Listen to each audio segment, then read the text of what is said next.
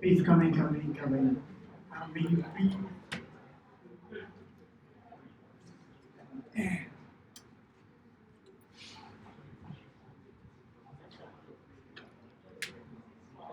First of all, I have a question to you.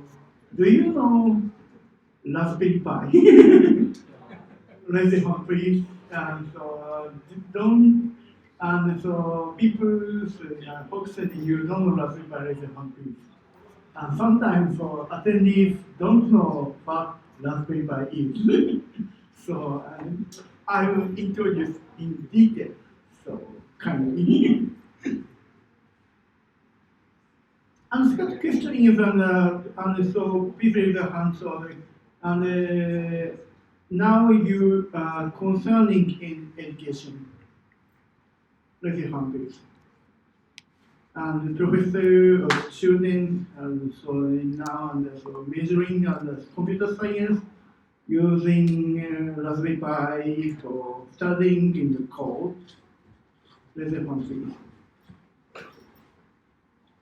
And so someone so now running a startup and using a Raspberry Pi. Raise your hand, please. No? Okay. So why I'm asking is so I am so focus on this okay. Sorry on it. So get started so my Masafumi and so thanks for coming and my session and I will talk for Raspberry Pi and story interview and tips and something use case for that. And my name is Masafumi, is running for Raspberry Pi community Japan, and so I am and I have been contributing on Raspberry Pi Foundation since 2012. I'm almost 7 years, and so working with them, mainly doing for the helping the business market in Japan. Really, so I'm helping the Asian area and the Korean and now Korean, so now helping the Korea and Taiwan and some other startups and so and the community and so I am coming here so that help you and so and using the Raspberry Pi for your project. And this is and this is me and so at the HKOSCon forum. So I am helping the moderating for Japanese category. Sometimes I'm posting in the also and the English category and sometimes posting in Koreans and simple Chinese and so and Taiwanese and Chinese and categories. So sometimes posting and for something cheap and for the Raspberry Pi.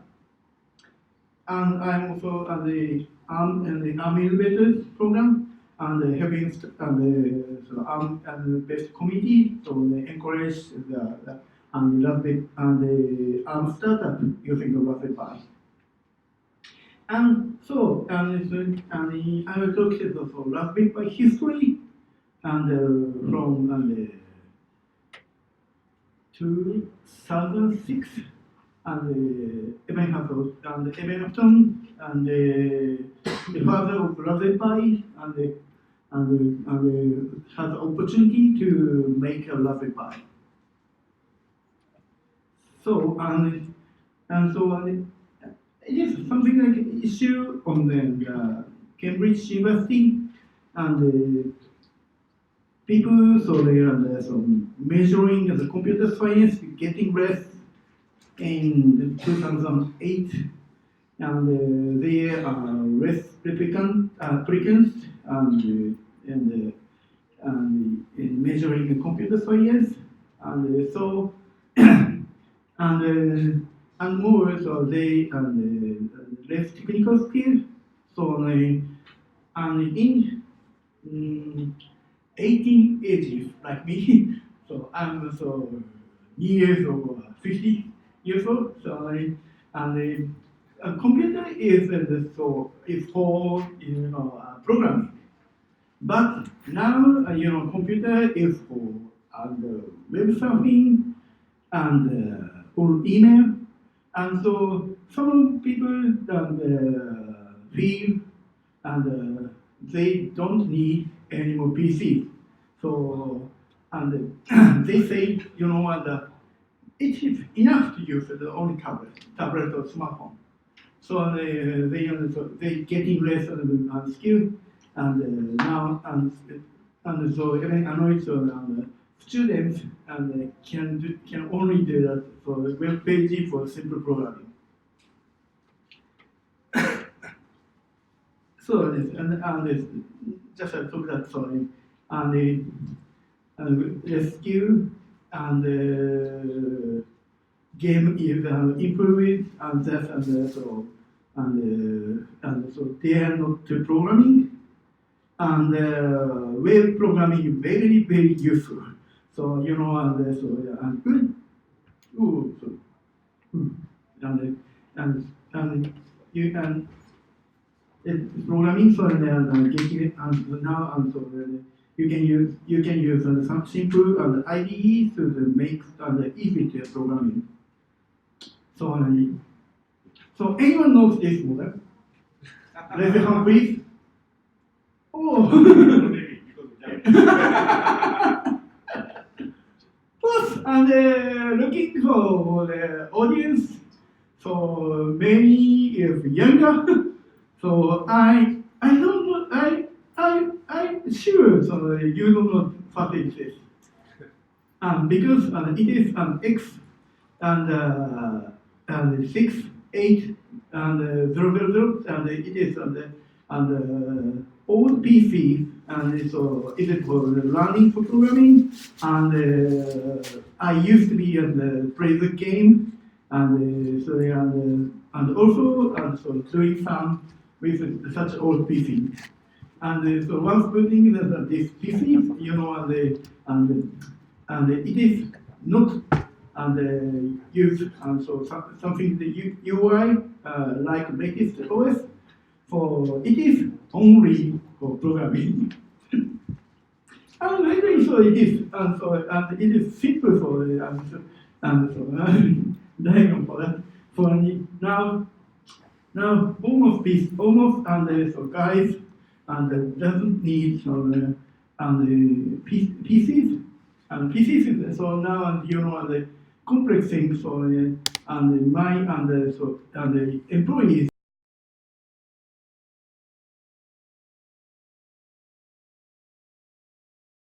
and told me and I don't need any PCs because on it got panicked, it got blue screen.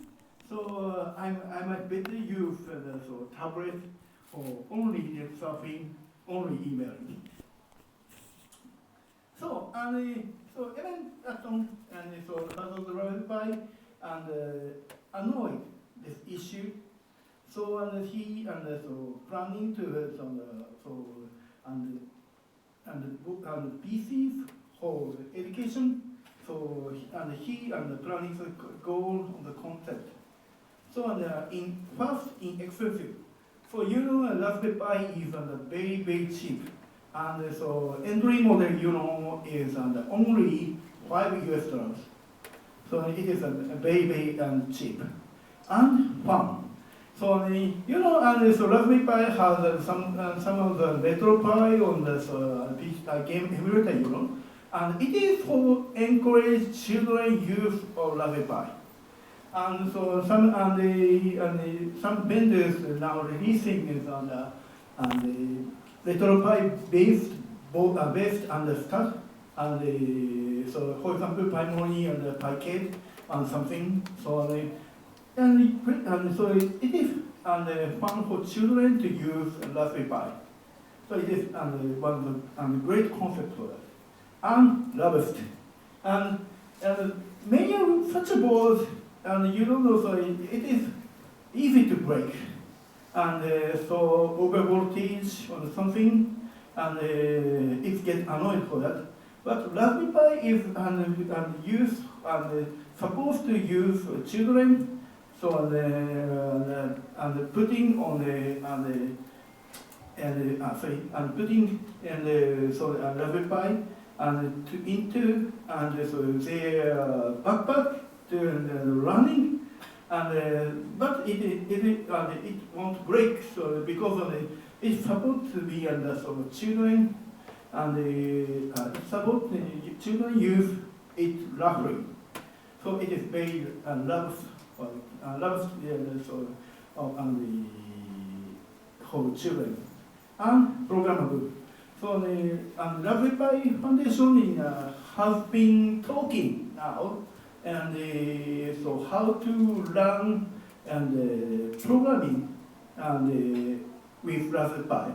And the Raspberry Pi Foundation has established and with many more teachers in UK or Europe areas. And they are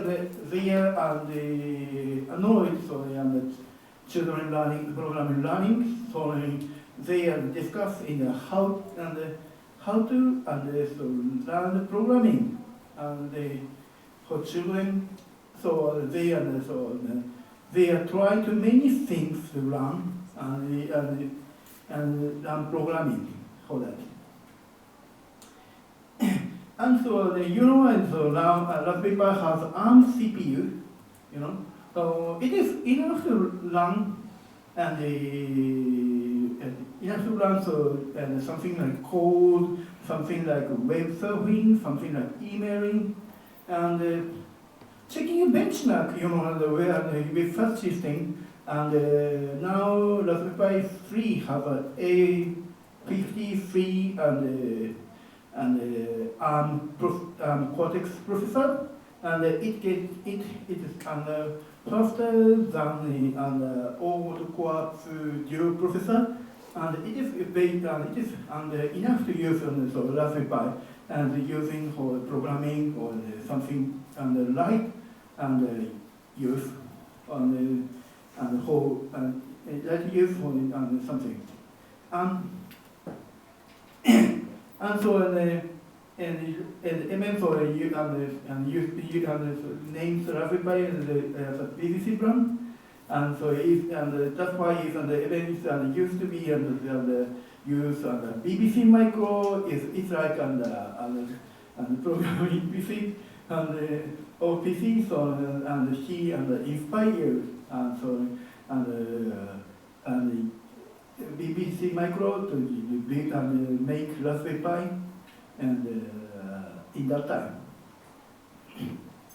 And it may be very cheap already 60 best PCs. Now and Atom Core PCs is very and cheaper, so it gets more cheaper than the x86 best PC. It is an old first trial model and the second beta model and the two second beta models and it is first Raspberry Pi. You can check the website. And so many impressions and so first he tried this machine in it is an Amiga processor is 512K memories. But he realized and it is enough to run to and use PC and learning something and programming for that and it is benefit for that and programming and for children. And he's done so I'm really interested in the latest model for and I would like to introduce some models for Raspberry Pi. And the Raspberry Pi 1 and the first release in 2012.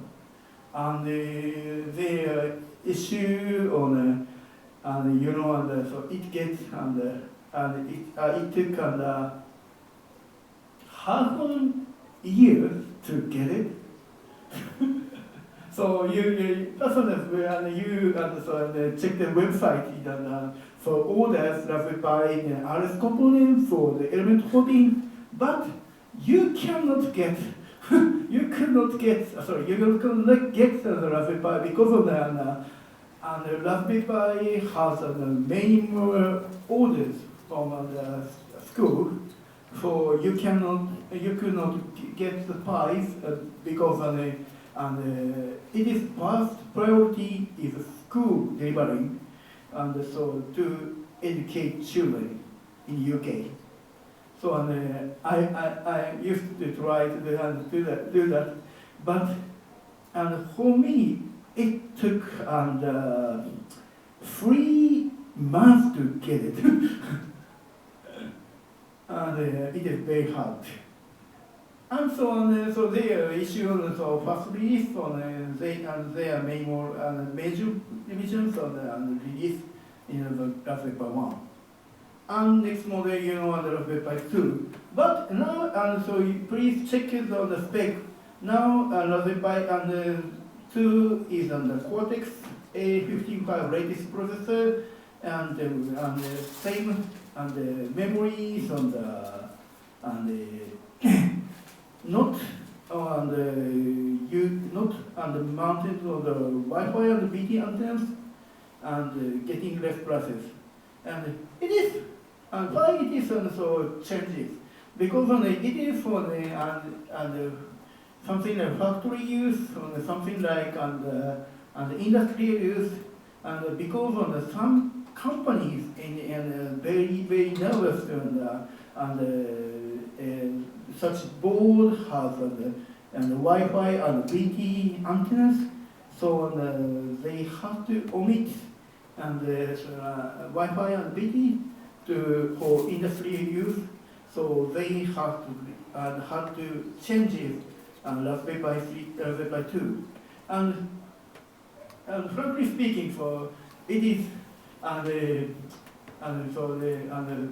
name, so even call me Raspberry Pi 2 Plus, but so official release and changes the format name Raspberry Pi 2 version 1.2, and it is the latest model for Raspberry Pi 2. And Raspberry Pi 3, and so Raspberry Pi 3 is now the latest model for the Cortex A55, and now so it is so Cortex changes the Cortex actually will be Broadcom and the latest processor, and with changes with the Raspberry Pi 3B and memories and antennas and improved, and set the same prices, and they are improved model and with Raspberry Pi 3 latest model, and the computer module 3, and now so released the computer module 3 plus. So there thanks to very and more request and in the forum, and so because of that, you don't know we foundation members, and so am I, and so check the forum and as you request. And so once releasing a Raspberry Pi 3 computer module, and you don't know, sorry, and there are ton of requests in eMMC memory updates. And so first Raspberry Pi 3B model, you don't know, and it is you don't know, so, and it has only 4 GB eMMC, and but it is not useful for some time. So many so request and update and eMMC up to 60 or 32 gigabytes. And now the Raspberry Pi 3 computer module has up to 32 gigabytes eMMC. So for your business. And sorry, I'm sorry. So it is it can be do a long time support, but they don't have enough resources for that. But it is a long term availability, so you can use it to 2026, a long time using. And but it doesn't have long-term support. But now and the foundation planning for that. So you should check it out. So stay tuned for Raspberry Pi will be supported in long-term support. And you and the Raspberry Pi zero, and it is why it is get one unit for one person. This is a newbie and trial use on the and so also limited purchasing. It is for so newbie using. So it is less prices. So start prices only $5. And now and the Raspberry Pi Zero is 3 models. You know what is the difference? And it is Raspberry Pi 3 and Raspberry Pi Zero, Raspberry Pi Zero W, and Raspberry Pi Zero WH, and with headroom. And if we use Raspberry Pi and Zero for your business, and you should ask for reseller to get Raspberry Pi and Zero WH model. It can be purchased many more units of Raspberry Pi, but someone asking me so Raspberry Pi reseller to the question, and so you can't sell many more Raspberry Pi Zero. And my answer and the reseller answer is no. So you should buy and Raspberry Pi Zero WH model. It costs you $14 US. So you can purchase many more units on the official reseller. So you should consider so if you have a business with Raspberry Pi Zero WH. And this model is a Raspberry Pi 3A Plus. And so Raspberry Pi Foundation is recommended and using for business using and for embedded computing, so it's unique. And so it is less memory, sorry, and 520 megabyte memory, because it is even told me it is enough to use MS computing, not so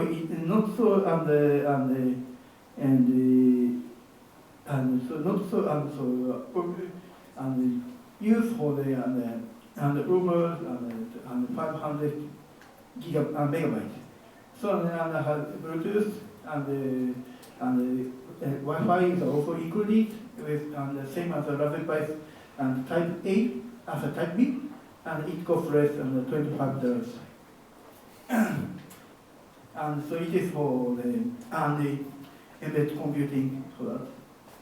And so there are many more well designed for Raspberry Pi. So and so colorful and the case and the official case, and so you have if you have children, you should try to the Lego and making. And so if you feel difficult to use the Lego, but you can purchase the website and so Lego cases. So you should check eBay or something. So someone to sell and Raspberry Pi case with Raspberry Pi Lego case on the website. And latest keyboard and so mouse release. And so sorry, it is still only for English and so other European languages, but they are planning for the use for the another languages, and not only Japanese but also Chinese or something. So please stay tuned for the latest keyboard model.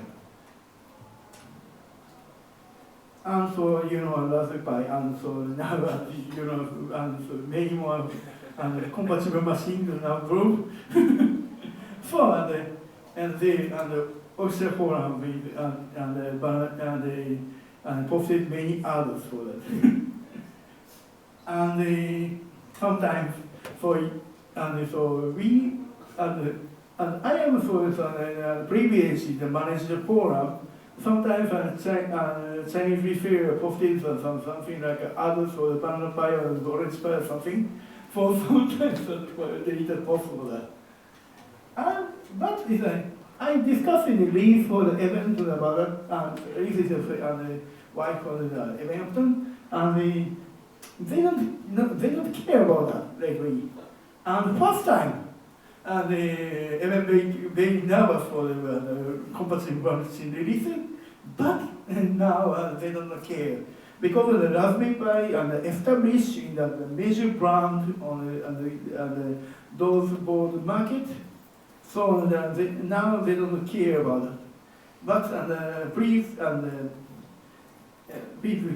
so careful and should be flattered, but really out.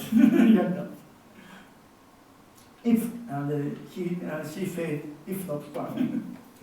And so you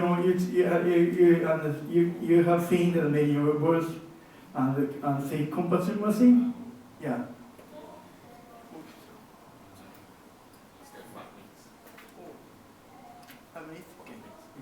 But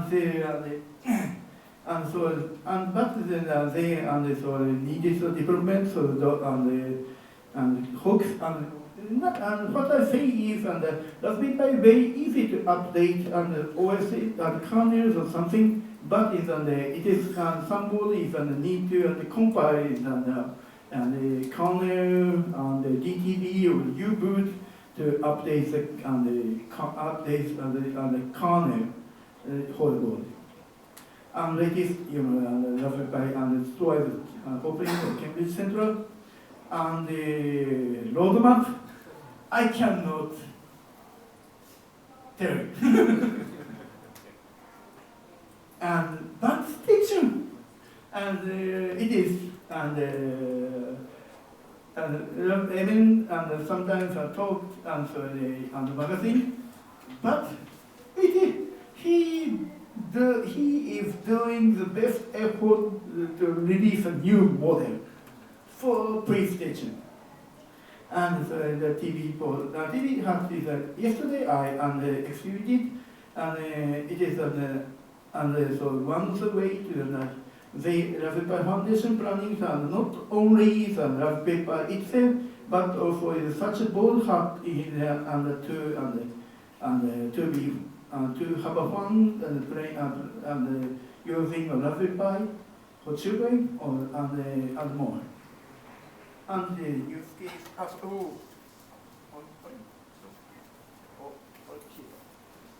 sorry, material. Okay. Okay. So I should continue to talk that. Sorry. And so so please check the website for the official website. Yeah, and so there are many more chips. And so as I talk to you, and so please post to the forum if you have any questions. Because the Raspberry Pi Foundation engineer check that and get feedback for apply the new product. So please post it and the forum. And so there are Chinese category in Raspberry Pi forum. And if you like to post such a question in Chinese, it is okay. And because of I sometimes translate the Google machine translation, and more some Netherlands guys can speak and talk Chinese. Sometimes post in Chinese. So you should check in the forum detail. So so it is something like issue of Raspbian. So you should check if you use the Raspberry Pi for business, you should check license in detail. And so if you if you don't violate, so something like a license legal. And trademark, and you should use it for business. And so Raspberry Pi brand and powered by Raspberry Pi for your business. So if you have a business with a Raspberry Pi, please and ask the Raspberry Pi and home and Raspberry Pi web page to use the get and brand tag. And so they and the tip stories on studying hardware, so with LEDs and Minecraft and using the sensors. And so again, both encourage the children and basic use on the Ichigo-jam or basic use. And autography, the startup companies and text-to-read recognition with the center of camera. And so detection and the AI. So with CPU, GPU, and startup, Japanese startup again now trying that. And cucumber recognition also using on the Raspberry Pi with TensorFlow and asking or GCP service. And now I'm helping so I am helping the Japanese winery to reduce any agricultural chemical, so the checking on the thermal and the humidity, and now and so I and the small and the helping the youth and American university to the small prototype and the use and so I mean so the server networks, so the database servers and it is small startup, small and very small and infrastructure system to doing business and it is what it is, you know, and so you have tried Kubernetes, yes, Kubernetes cluster, 100 Kubernetes clusters trying. And it is a Japanese game company, Cyber Engine, trying to do that. And it is for profit employees to run Kubernetes. And so looking for translators and large languages for if you have, and so you like to try the translation, and they are prepare so translation stuff for that. So you can try the translating or volunteering. Sometimes present and they send a present for Raspberry Pi Zero and the stickers. So you can try the translation project and get stickers on the foundation. Oh, sorry. And conclusion, so Raspberry Pi programmer, so it's good and cheap and so fun like so takes with the school. Oh, and it might be useful for everyone and useful cheap and so you can check the website and also website forum. And sorry, I cannot tell the latest one. I cannot tell about the latest one. And please consider it. And so please and so give me your name card, please. I will send some swags for you to your address. Because of that, I am to bring stickers or swags from Foundation, but Foundation forgot the sending other stuff, and it is very late, and I'm now waiting for that. And sorry, and I could not bring for that. So please and extend your name card with me, and so I will choose one people to send and a special booth for that. sorry, if you don't have name card, sorry, could you staff kindly borrow the papers and sorry and pen. So and Would you like to do it now? yeah. And so please so tell me email address and your name. So I should choose one people and so send a special present for you. So just let's pass around this paper. So thank you very much for coming. If you have any question, please. If you don't have any question, please. And so if you so they would like to so the something like something giveaway. So please write down the papers and your name, your email address. I will choose one people sending a special gift for you. Thank you. Or please give me a name card, please.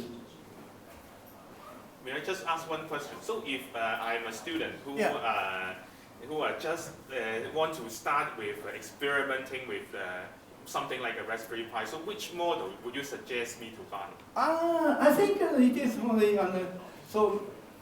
I think there are several ways so learning Raspberry Pi, and it is dependent on the student level. Mm-hmm. And so I suggest this as an elementary school or junior high school student and check the website and so the project and the Raspberry Pi ORG. And so they so give some instruction how to learn programming with Scratch or Python. But is any university students another I think such another because they personally it is not fun for so the university student. So I think they might try to do something so the appliance or OFF to hack it. And so some audio appliance office are released, so Boromeo or something. For it is very hackable. Okay. For you can modify the kernels or something. For I suggested so the hacking and the OS. Okay. So is there any questions for our speaker here?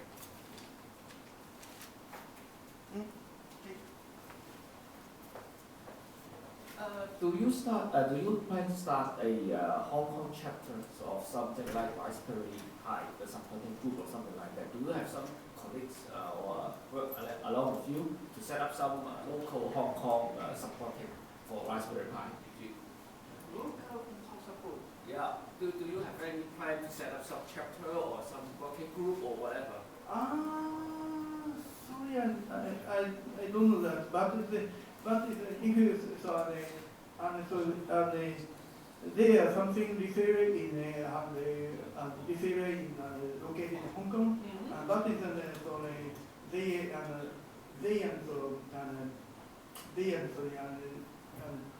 so maybe doing the exporting. Yeah, I know.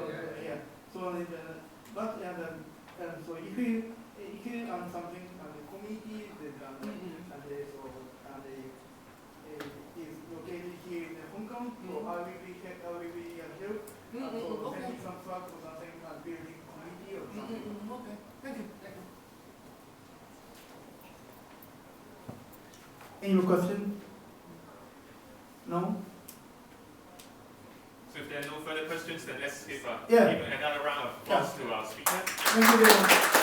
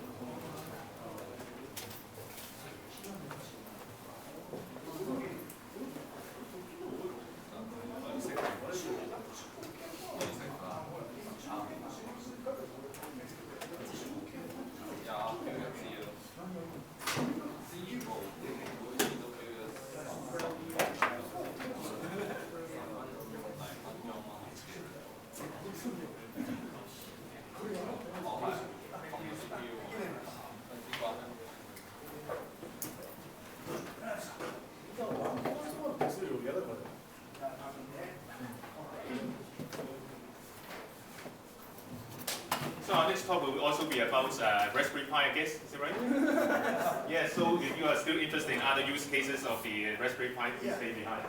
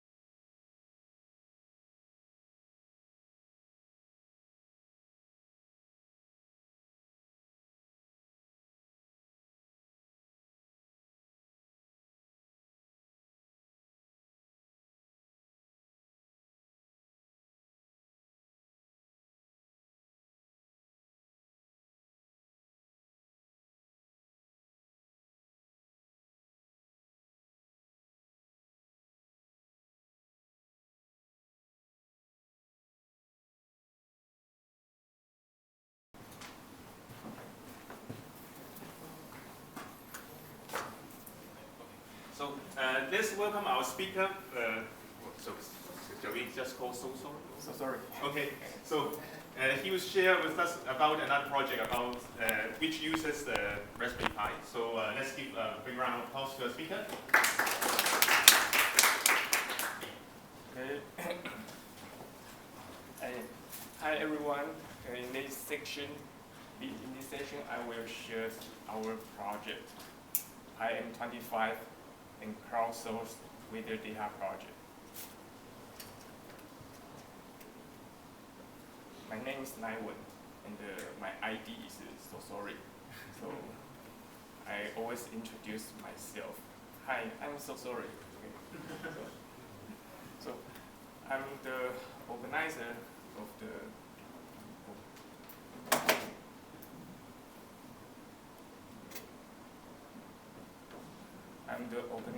the Taiwan Raspberry Pi community.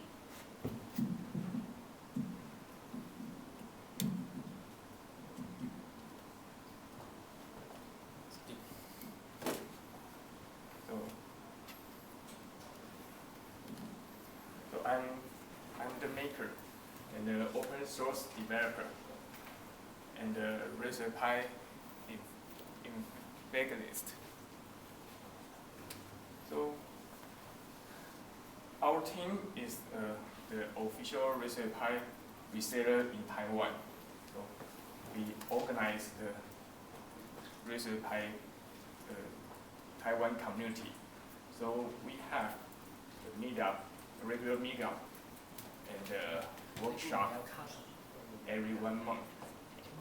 And we have book club and the hackathon. So actually, next Monday we have the regular meetup in Taiwan. So we did a lot of interest projects. So something like that. This is a attendance system we made in Maker Conference. And this is the instant camera we demo in Python conference. And then this is the pet robot. So it can run the road. And this is the Nano IoT gateway we shared on HKOSCon last year. So there is one thing in common we want to make the world a better place. Okay, so we did a lot interesting project. We want to make the world in a better place. So you can survive for 3 weeks without food, and then you can survive for 3 days without water, and then you can survive for 3 minutes without air. So what do you think? It is fog or smoke? Okay, this is my outline. So first, I will introduce the PM 2.5. What is PM 2.5? And next is the last program. And then we will show the PAM 25 project and the data visualization. Finally, is the future work.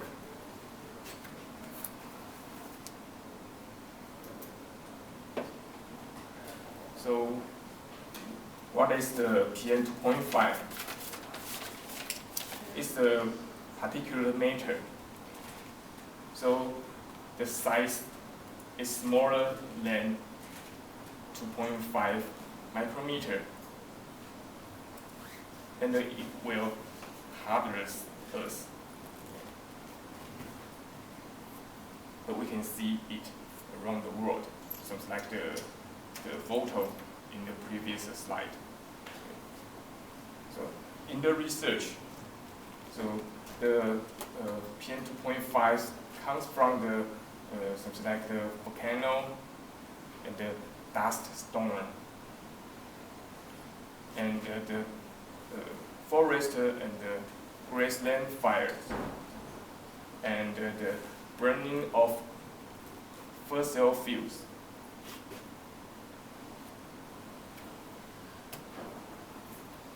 So, a China reporter, Cai Jin, she made a documentary Under the Dome. She described where the PM 2.5 comes from in details. And then you can see that. So the issue is important for us. And how do we attack the problem? And then how to fight it out? So what did our government do? So our Environmental Protection Agency built 79 stations to monitor the air quality.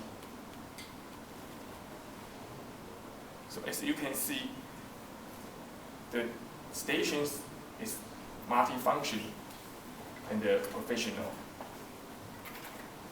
And the device in the stations is huge and expensive and a fixed location. So we can get the air quality data accurate near the stations, exactly the station, exactly the location, so we can get the accurate data. It's okay. But how about the how about the other place? So we don't know. So the Seneca is our highest academic institute in Taiwan. They provide a participatory sense idea. So they recruited volunteers and distributed the low-cost sensors and to collect data. They analyze. They wish they can solve the problem It sounds good, right? But actually the hardest part is the volunteer is friends and students. And the low cost sensor is inaccurate. So they get the small data to analyze. So no problem can be solved because they cannot analyze anything.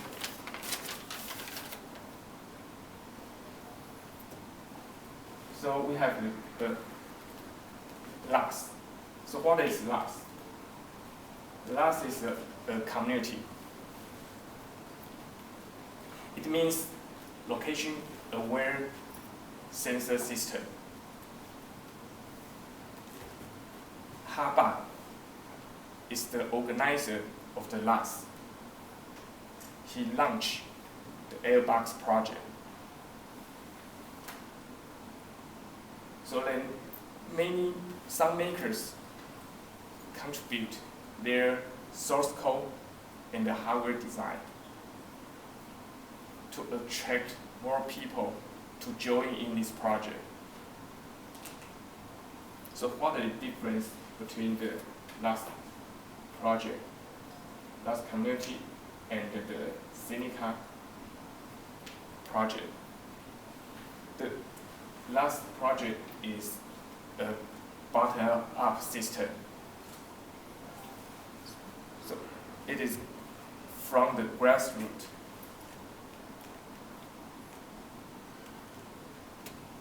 Okay. So the Airbox project uses the centralized system. As you can see, everyone can build an Airbox with different platform. And then when they upload the data using the same API, the server will accept it. And all the data are open to access. So in a short time, so there are many implementation of the last Airbox project. They are used the different hardware. They use the different sensors. And they use the different programming language. And they purchase the device from the different place.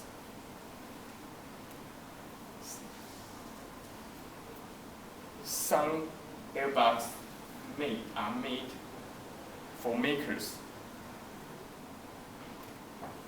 Something like that.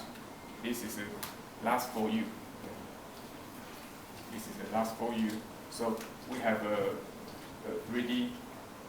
we have a case made by 3D printer. Maybe we can pass it around. Is it okay? Okay, of course.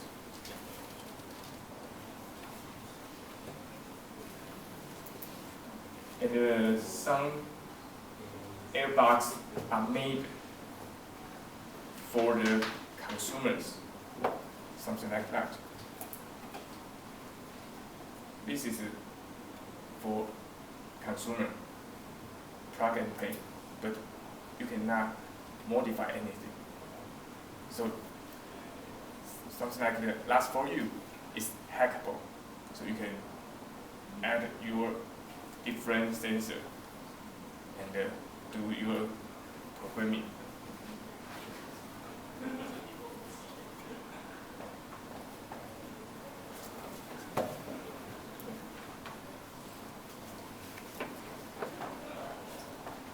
Because all the data are open to access, so the upward spiral makes some people contribute their skills. So some people make data visualization with different point of view. For example, you can see the Veroni. The diagram to see the area in same PM2.5 area. So we can see the different level of PM2.5 value with the IDW map.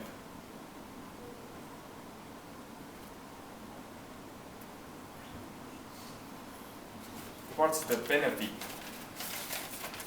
when we can visualize the data? So we can explain where the PM2.5 comes from and how it moves. So you can take LAS to the next level, bring it to other country, apply it to other social, environmental issues, use it in other platforms. Sounds like a plan, right?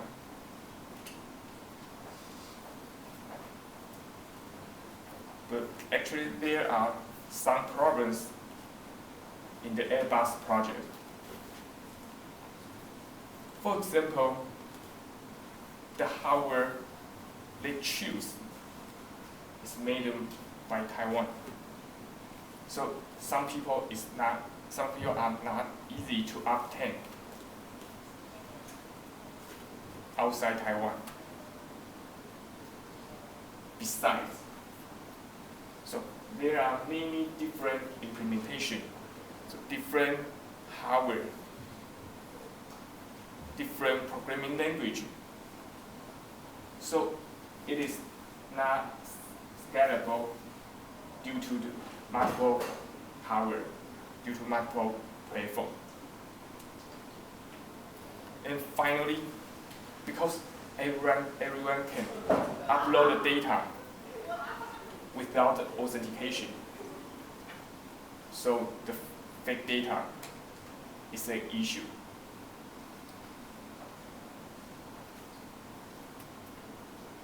So we launched the PM25. Our goal is to become the sensor hub. But in the beginning, we want to spread the project. So we make it simple for everyone to use. So we first shared the PM25 project in the Raspberry Pi in the 2018. So David is our developer. He made the initial edition of the PM25. The first edition contains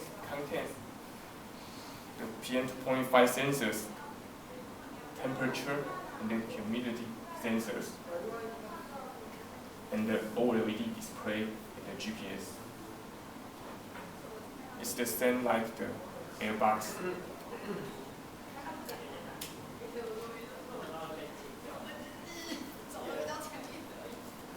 And we submit our project to MakePi.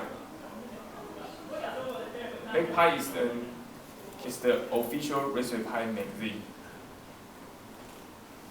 So it reports the Raspberry Pi project around the world, and they issued every 1 month. So we are happy. The PM225 is the first Taiwan project on MakePi.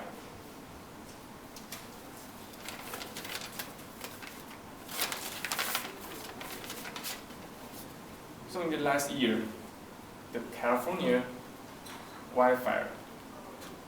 So some university in California need a simple airbox to to monitor the status of the PM2.5. So they asked Seneca to build one for them. So we start to collaborate with Seneca.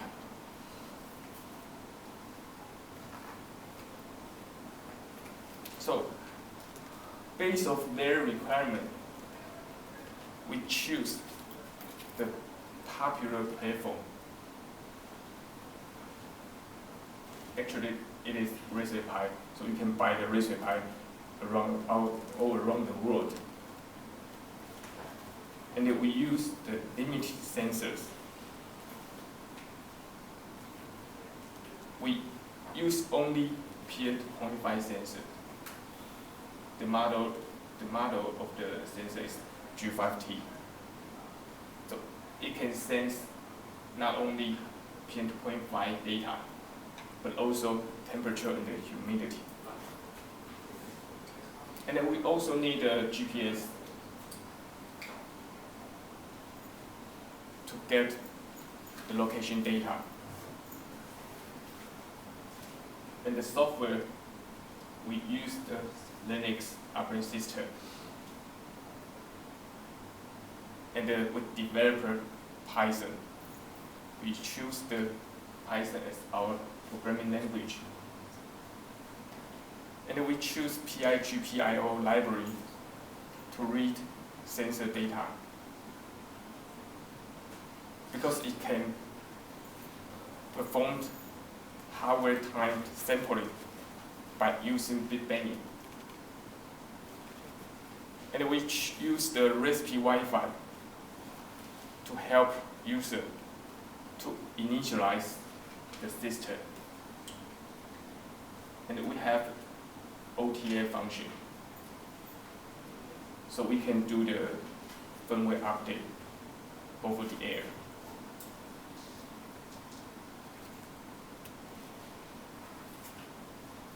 Okay. The whole package is easy to get. So we used we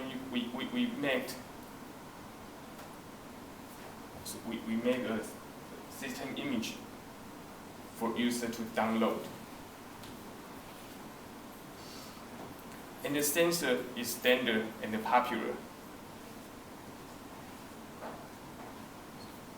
The documentation is the data sheet is open for access.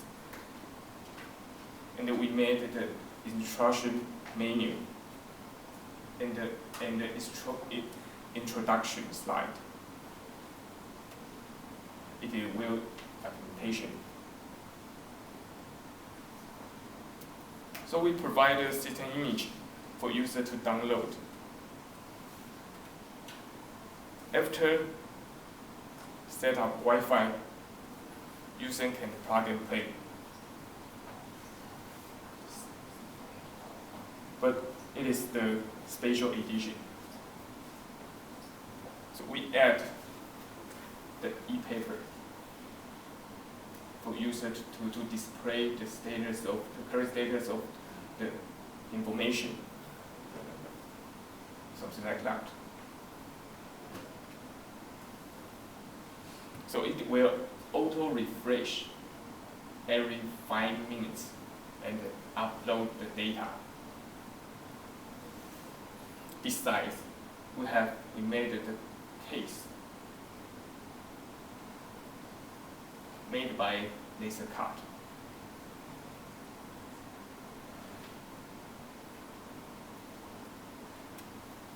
So after you power on your system, so you can find the device in the list. Something like that. You can find your device on the list. And then you can check out the dashboard.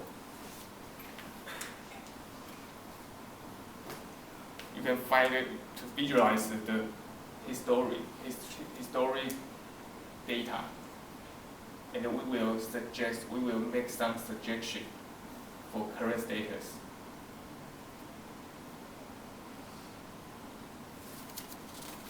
so we made the outdoor edition.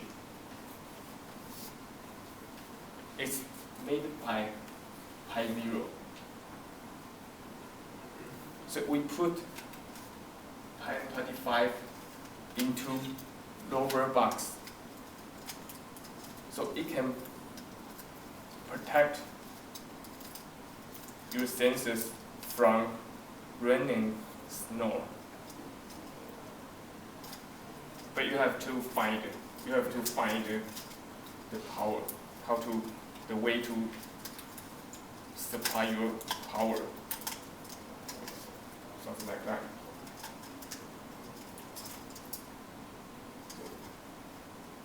Here's the battery. So we can put all iron 25 into the lower box. Okay, it can power on about 4 hours.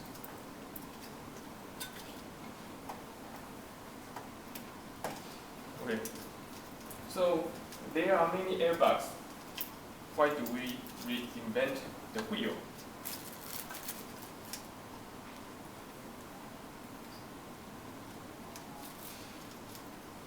Due to the hardware design of the Raspberry Pi, there are only 2 UARTs and one I2C and the 2 SPI interface. So we write several common sensor libraries to help users easy to use.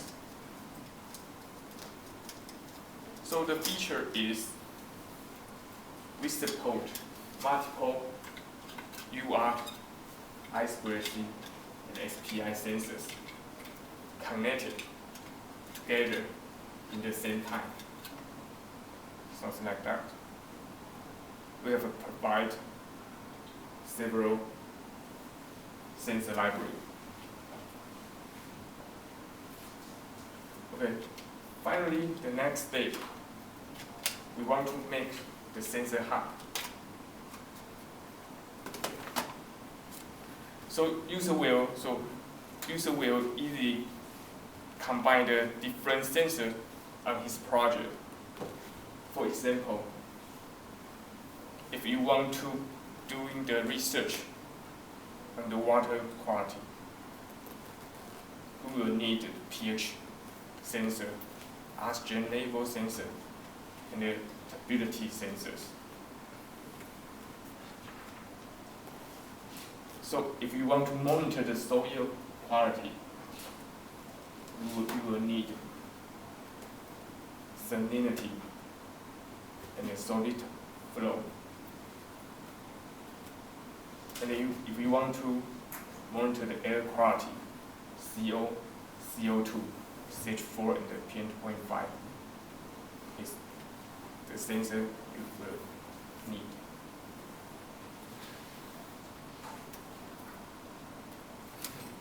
Okay, and we will transfer the programming language, programming environment into visualization. So it will help more people to dig in, more user, and more data, and more the problem solved. So we want to make the world a better place. Thank you. 謝謝你再封鎖一次啫。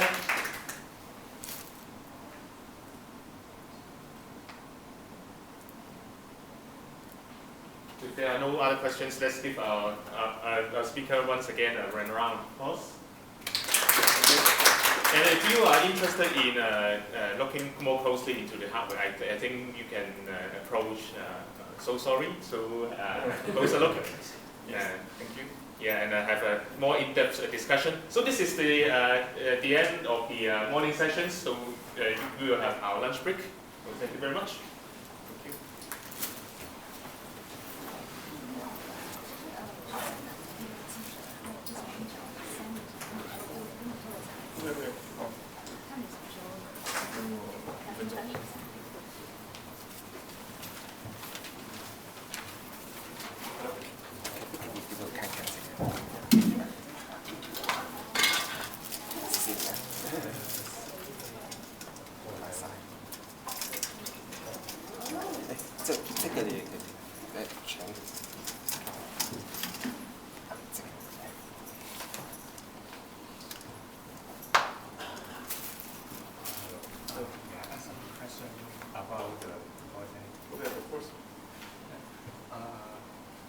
I think the data compared with the government's EPA, is it consistent or more accurate, or how to compare two set of data?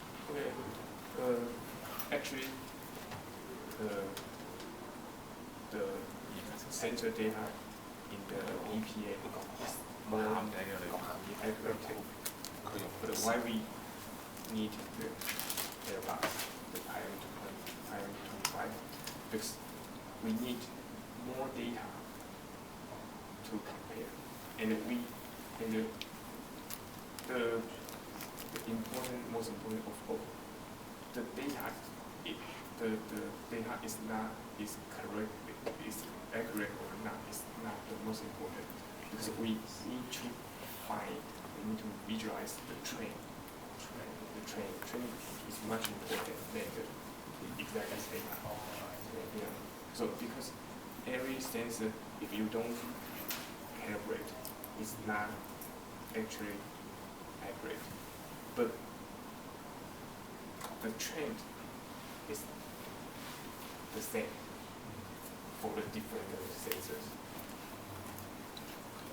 But then the next question would be, how about the two sensors? If they are not recalibrated very well, how to merge those two data sets? So first, sometimes we will, if they are the same model of the sensor, so we will compare it to the EPA, or we will check out the history and to give them the confidence, the rank, select the rank.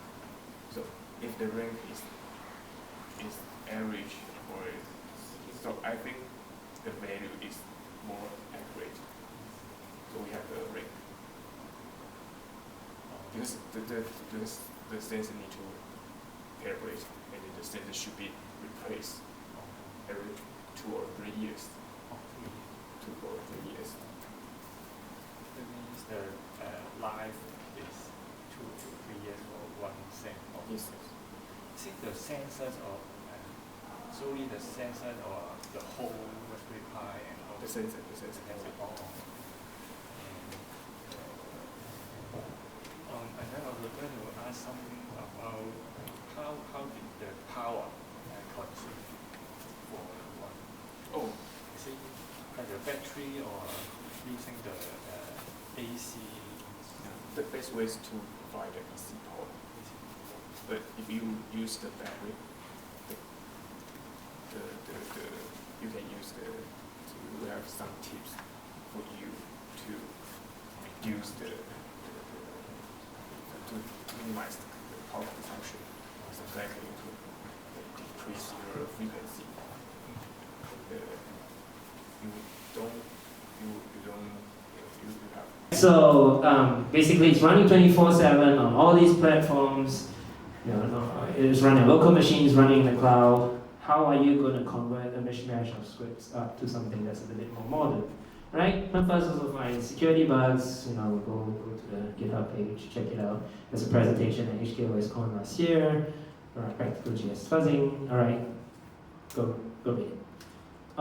Don't worry, you get a link to this slide at the very end.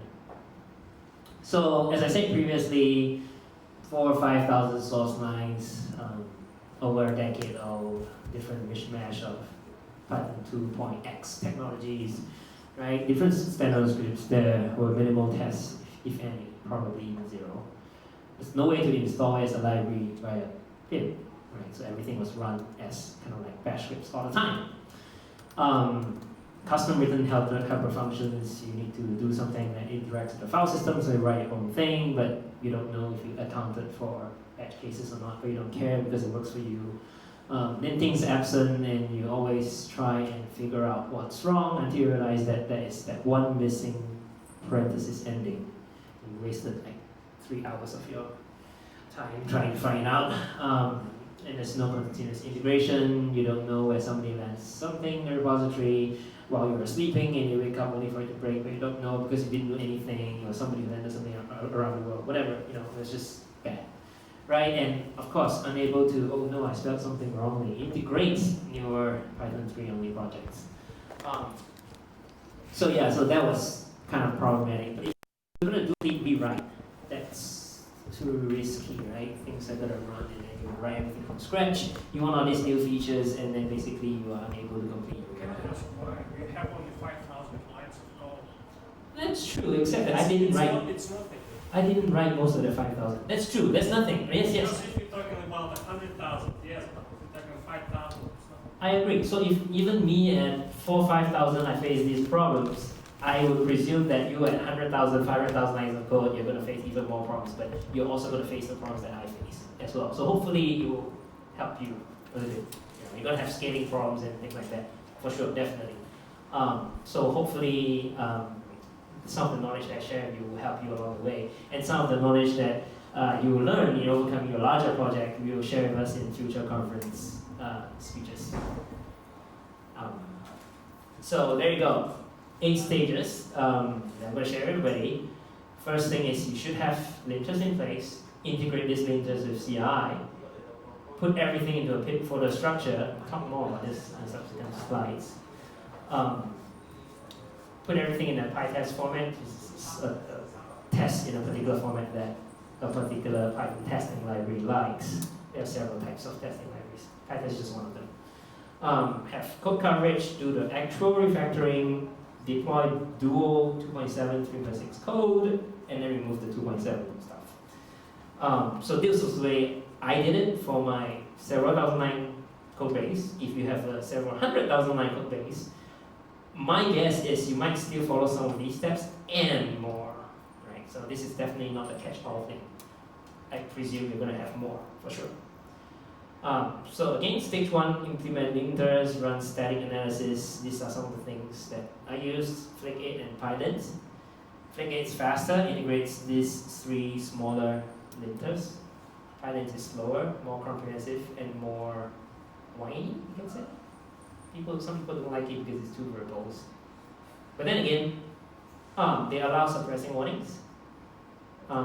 You could fix the critical ones, but suppress existing ones in the project.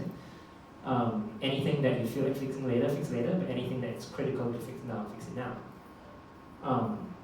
Basically, any new code that you write as you are doing this along the way should have no suppressions. So let me just give you an example. So you have this huge pile of Python code that looks gross and rubbish. But what if it looks like that? You can't see what's wrong, but actually if you go here and then you run the linter, it will actually tell you where it's failing. And you realize that it is actually a missing close parenthesis. And you go back and it should be clear again. Alright, so that's the idea. Alright.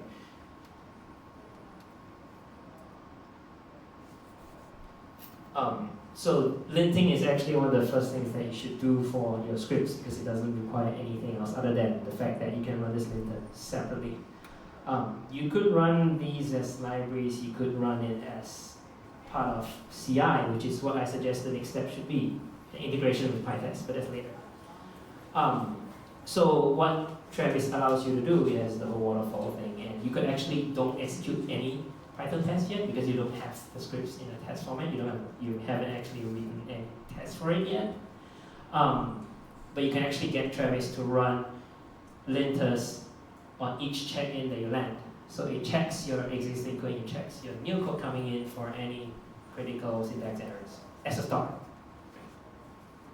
So runs every check-in. You could do a weekly cron job because maybe along the way somebody landed something that you didn't know about. So maybe some library along the way got changed later. Maybe. Integrates with GitHub. Works with Windows now. We used to use AppVeyor for Windows CI. And pip folder structure is a little tricky. So in Python, it's actually easier to construct a new library with the different subfolders from scratch if you're constructing something from scratch. But if you have an existing set of scripts that you want to make it installable as a library later, that's a little bit more difficult. You're gonna have things in the subfolder called SRC, you're gonna have to play around with setup.py, I mean, everything is in those details, but you see, my experience was that it was incredibly finicky. If you don't have things in a certain subfolder situation, it doesn't actually work. You can't actually install it, and it throws an error that you don't know that your scripts were not in the exact right position. So if you're writing a new thing from scratch, create a new library using whatever folder structure they say, you know, and expand from there. But if you have existing scripts trying to adjust to this folder structure, it's a little difficult. Right? It has to be compatible with PyTest and also be able to attach to CI. Right? The exact library structure, you can go to this site and see. But more importantly, it allows installation via pip. So pip is kind of like crates for Rust. We install packages. You know, different languages have different examples for them. For Python, they are all available on PyPy. Always best done at the start of a new project. It's much harder to bolt on later. And also on PyPy, it's recommended to be installed over there. If you want to install from other sources, it might be a little risky because you don't know how secure those libraries may be. Alright, so also what you could start to do was tag a version first and then tag on different versions from then on. This in setup.py, you can actually see what's the version of your package. Let me just put down my microphone and give an example. Oh wait, I could actually use the stand.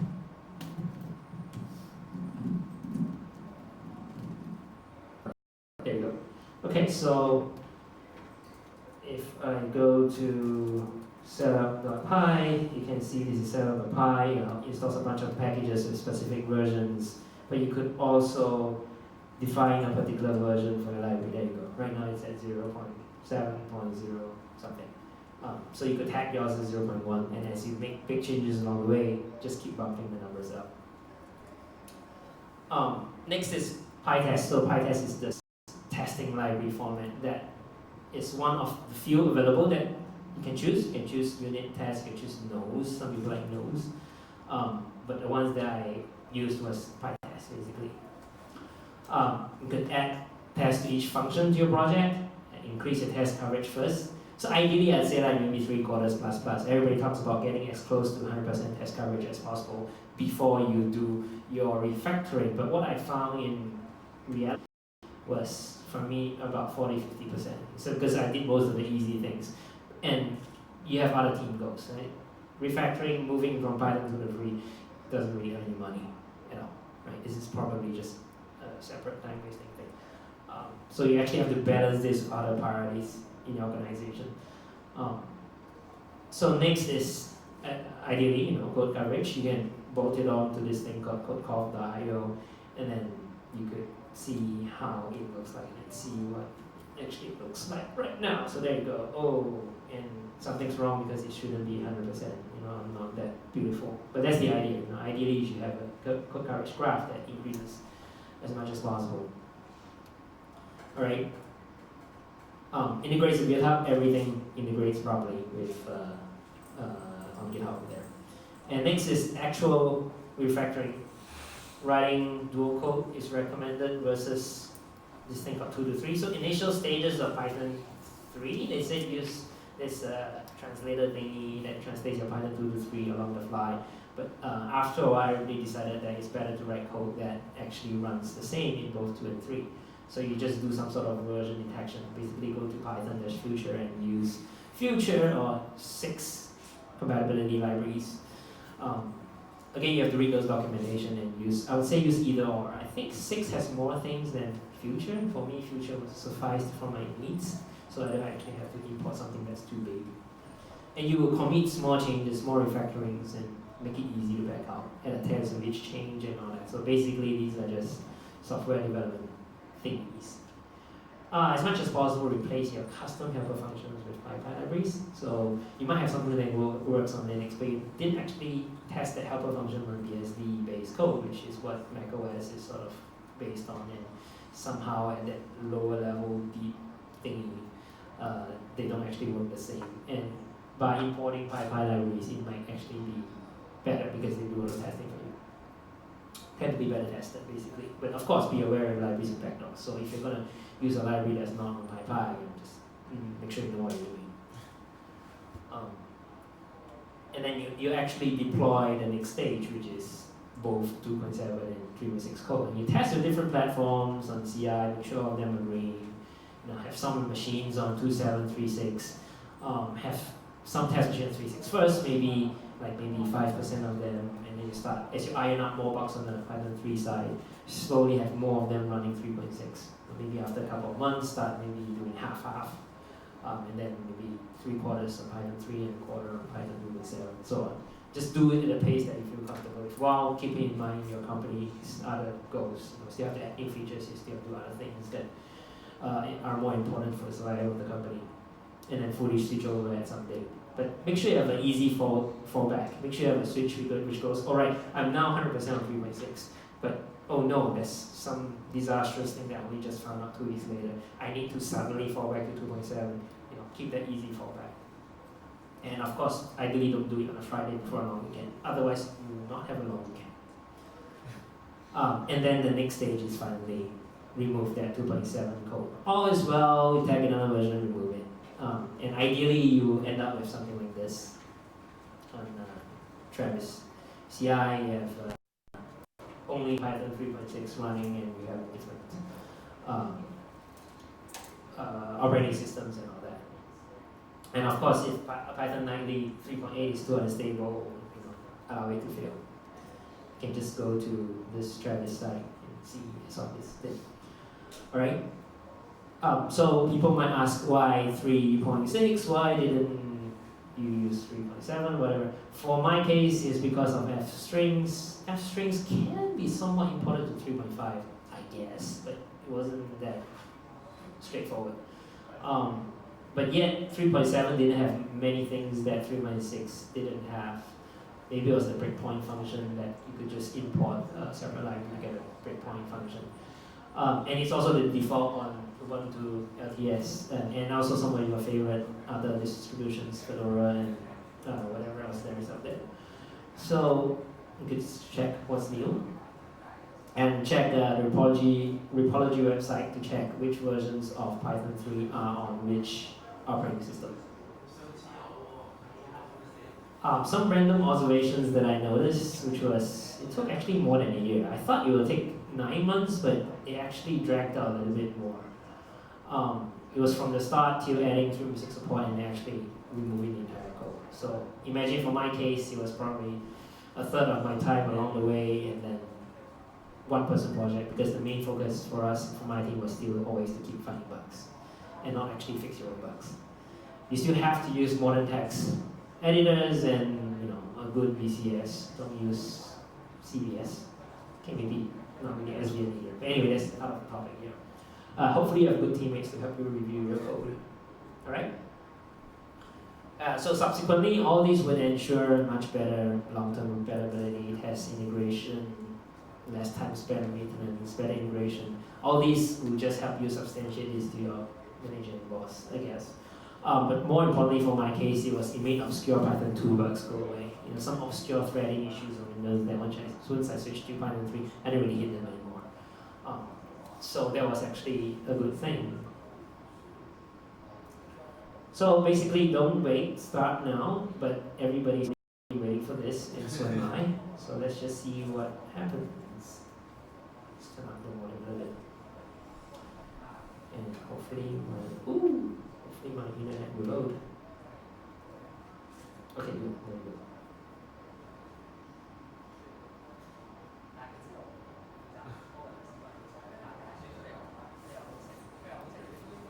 Alright, let's see what happens. It's coming, it's happening. I don't know why there's no audio, but I'm going to give some audio right now. Alright, it's pulling, it's coming. Alright, and there you go. Hopefully that's how your project went up. Alright, everybody clapping again. Alright, so that's it. Thank you. And any questions? Being in Asia, I gotta wait a little bit longer. Well, if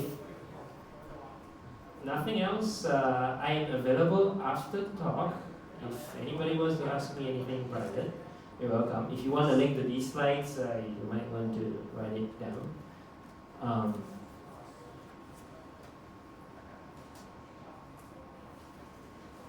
And thank you. Otherwise, thank you so much.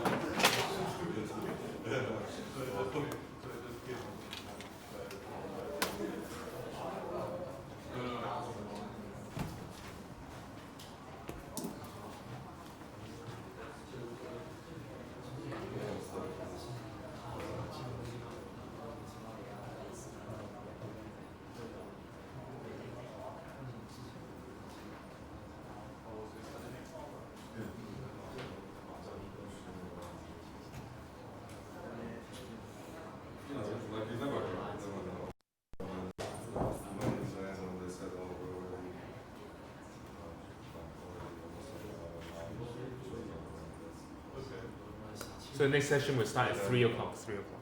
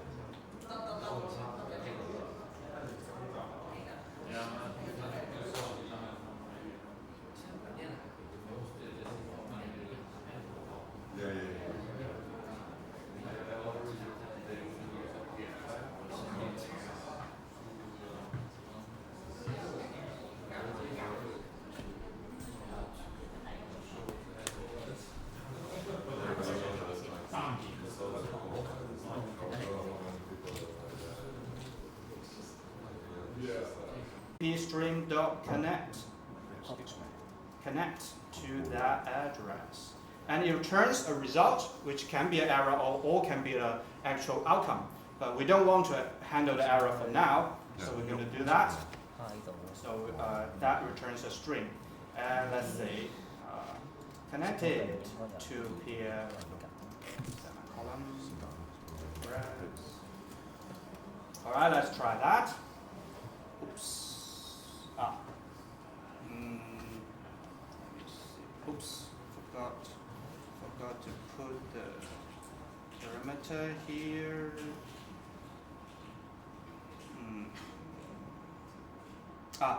Okay. So I need one more stuff from network.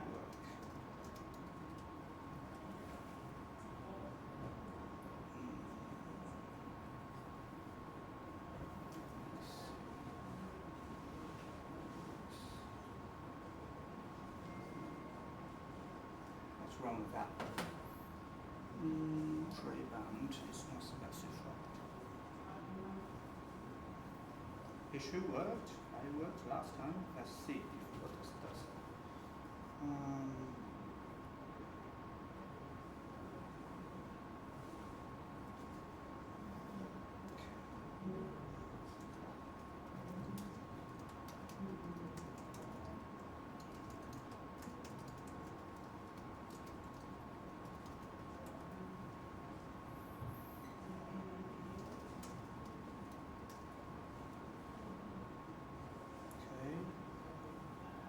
No, it's empty. Why is it empty?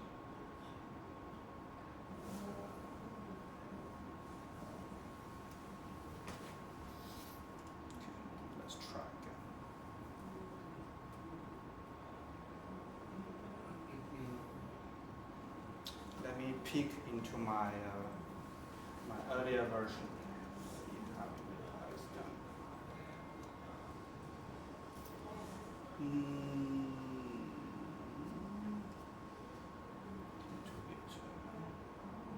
That's right.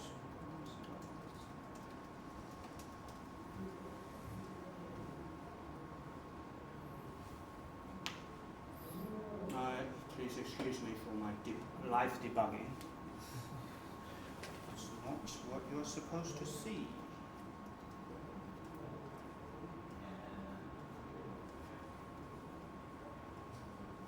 That's right.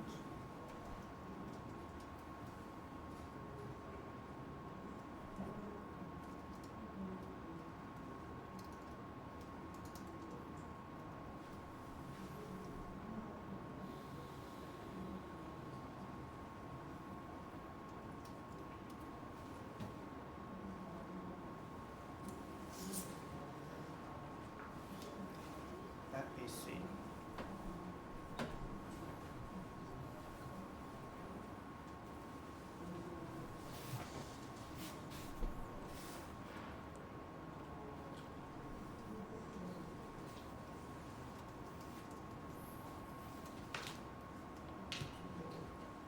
Can't connect to it. Why can't you do that? I never stuck here. No, but what mistakes did I make?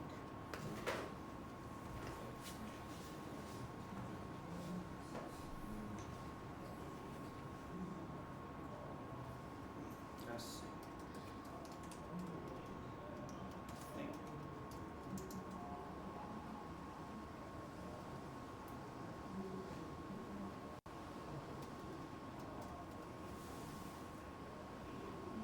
What? Oh, sorry. I know. Damn. Fuck. Shit. Is it recorded? So, so basically, we have each seed. Each seed will resolve into multiple addresses. So here we don't have a list of peers. We have a list of peers. So what we need to do is we need to flatten them into one list. Oh, damn. Stupid. All right, and it will work now. See? You probably can't see it. It will say, connected to that. It was connected to that address and stopped. All right. So what we are going to do is we are going to build a TCP connection. Here's the thing: Bitcoin is message based, so you are supposed to send me a message and I send you. But TCP is segment based, so you can send arbitrary bytes to me. So in a sense, we need to combine those segments into one message ourselves. So what we are going to do here is that first, let's finish the first interaction. It's a handshake, right? So how do we do a handshake? We send a version. It's called No,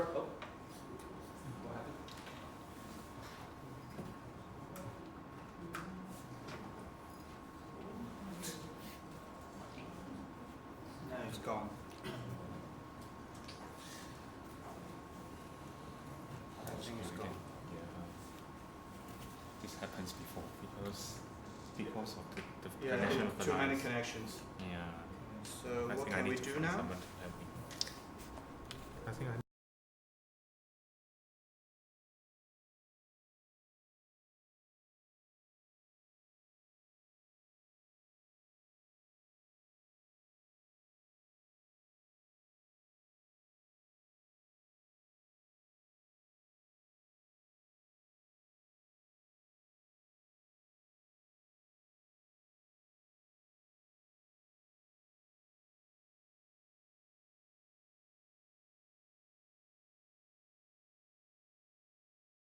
All right, plan B. So suddenly you can pretend that while I was speaking, I already coded all this. Let me explain to you what happened.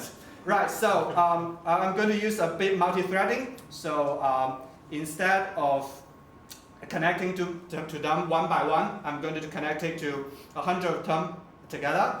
And this communicate. We are going to connect to them, and we are going to give them the version. This is the handshake we talk about. We are going to just send the version to them, and then we are going to piece together. This is the piecing together the TCP segments until we find out that, oh, we got a message. And so header length is 24. This is hard coded. This is just because the way it is defined. So 4, 12, 4, 4. So each message sent between two nodes in the network has 24 bytes in between as the header of the message. It's different from the header of blocks that we talk later. So excuse me. So we are going to count the length, the actual expected length of that, because it is embedded in the header. So in the header, the 16th byte to the 20th byte specify how much data you will expect. So, and with that information, we can calculate the expected length of the whole message. And if we haven't received all, we wait. We continue to wait. There is an infinite loop here. We continue to wait, and they will send. And if we have enough, all right, we start working on it. So this is a decoder that someone else wrote that can pass a bunch of data, bytes, right? You've got an array of bytes, but it has structure. It's a message. We are going to use that to pass it into it. So just now I said the unwrap is about ignoring those errors. If there is an error, our whole program crashes. Now, here is the right way to handle errors. So we match them. So this is the pattern matching I talk about. So this function returns what we call a result. So it can be two things. It can be either an OK thing, or it can be an ERR thing. If it's ERR, then it's an error. Then we print it that something went wrong. And if it's OK, then it's OK. And then we match again with the payload. So it's a bit like the enum in C. And so for each type of messaging, so there are many types of messaging. So this is the process that I talked about. We send the get headers to request headers, and then they will send headers to tell us all the names of the blocks. Then we get data, which is used to get block. It's very confusing. It's actually get block. But then they return a message called block. So that's how it works. And this is the structure of blocks. So each block, this is a block. It has a header with meta information, and it has a lot of transaction in it. Each one is the same, and each header refers to the previous block, which is by hash, right? The hash of the header is the name of the block. And the first one that doesn't have a parent is the genesis block, which is hard-coded into the program. So here's how so this is the process. We send a version to them, and they send a VRAC back. And when we receive VRAC, we know that they have received us. They recognize us as a peer. Then we request headers, just like that. There's a bunch of helper functions. We write that, and we send get headers. They come return with headers, and then for each header, for each name, for each block that follows, we are going to get its hash. Right? We get its name, and then we request that data. So we use get data to request that, and we send get data. They will send back a block. So we say, oh, we download a block. Then we extract from this block. Each block can have many transactions, but the first 10,000 only have one transaction. It's a mining transaction, so we take the first one. And each transaction can output multiple, so you can give money to multiple people. But we know from the beginning that the output will be 1 because it's mining. So we get the first output, and then we get a value, which is the number of the coins that's mined. Then we sum it together. So Satoshi's sum is the sum of Satoshi, the money he has, right? Then each time we iterate, each time we add to that. So, and then we use this to output the whole thing. All right, let's try this. Go run. All right, very fast. All right, let me slow down. Okay, so received a block. So they send us a block, and we can double check it actually with any block explorer. We copy that, You can say, oh, it's a block 32. Oh, Christ. Okay, so pretend then you can have a view. So you can go. No, even I lost my signal actually. My computer died. Why is that?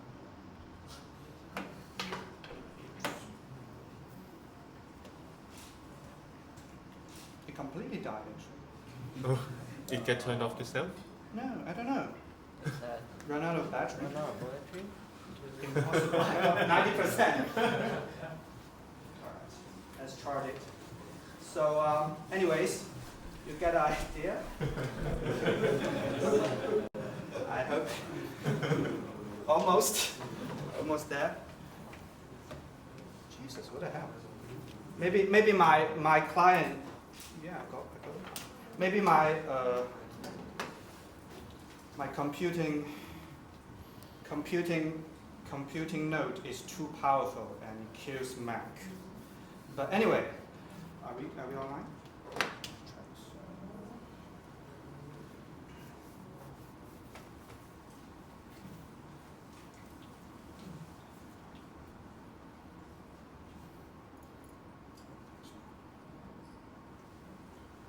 So anyways, so what we did just now is that we just download those blocks and then we extract the first transaction, which is the mining transaction, and then we extract the first output, which goes to Satoshi, and then we extract the value of that number, which is the money that Satoshi will have got.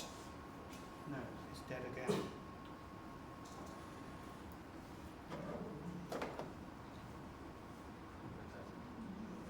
Nope. Jesus, what the hell? Now, what if I use my Mac? No, it's actually my computer that's dead. Try rebooting it. I already did. I mean, until it's settled down. yeah, right. Yeah, you're right. So, and if you are interested in detail how exactly it works, you can go to the TinyBTC repo. There are more to it. So after this, what do you do? And I haven't touched one thing that's very important is consensus. So Bitcoin has very specific and extensive rules about what a block is considered valid and what a transaction is considered valid. So there is time, there is amount, a lot of stuff. You might know that there is this resizing thing that the Bitcoin, I think Bitcoin Cash people, because Bitcoin thinks only a block that's smaller than 1 megabyte is valid. Cash people think that no, that's too small, let's expand it to 4 megabytes or 16 megabytes. So, no, but each time you do that, you create a fork. Because other clients wouldn't recognize your block if it doesn't abide the same rule. So generally, you would, by doing that, you will create a new Bitcoin, a new blockchain in a sense. And also, what you can do is that there is a lot of peer relationship management, right? Just now, because Bitcoin was supposed to be centralized, but DNS is very centralized. And if you use DNS, it's possible, entirely possible, that you get the wrong peers. So what you would do instead is that you're going to request to your peers to give you a new list of peers and forget about this DNS peers as soon as possible. So instead, you would want to request peers, which we didn't do at all. We trusted those DNS servers, and they may be lying to us. And so what I would like to conclude this demonstration is that Bitcoin is actually a rather a simple piece of software. Yeah, great. All right, great. All right, so let's pretend it worked. Right, so these are all the numbers of, because it's multi-threaded, so you get up and downs. But if it's single-threaded, you only see one.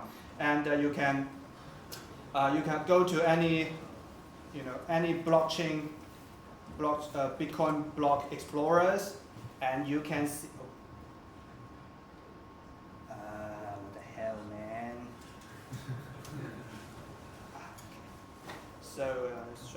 ASP.com. So you can go to anyone. It's the same data. It's the same piece of data. This is actual data that's streaming from the Bitcoin network to ourselves. And this is the Unix style. So we can use JavaScript to convert it. And so you know that by the time of the 17th of January 2009, Satoshi has 40,000 Bitcoins. He certainly made much more afterwards. But so this is the general idea. If you are interested, you can go to Tiny BTC. There is a more thorough guide about how to do stuff, and including stuff later. All right, that will be all for that. Do I still have time for Q&A? Yeah, I think so. All right, any questions? Comments? No? Good. So thanks again, Andy. So Thank you. Sorry for all That's the all right, technical it's all right. problems. I got plan B anyways. So let us give our speaker. Thank you.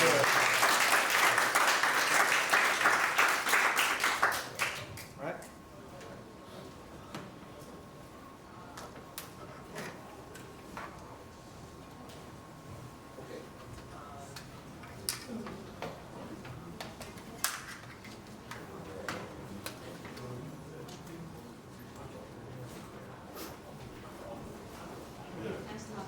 Thank you. Yeah, I kind of expected.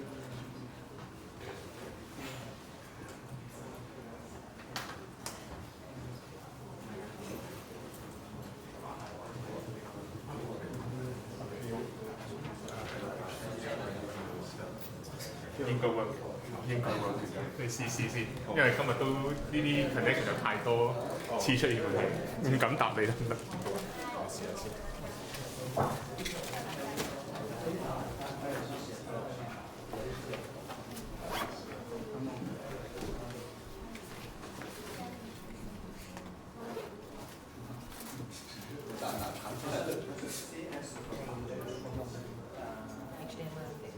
我有個 computer 專做 HDMI。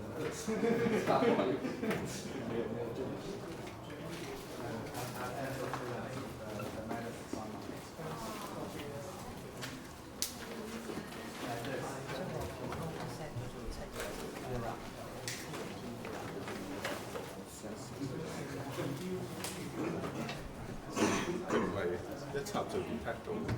通常咧插就電腦交呢度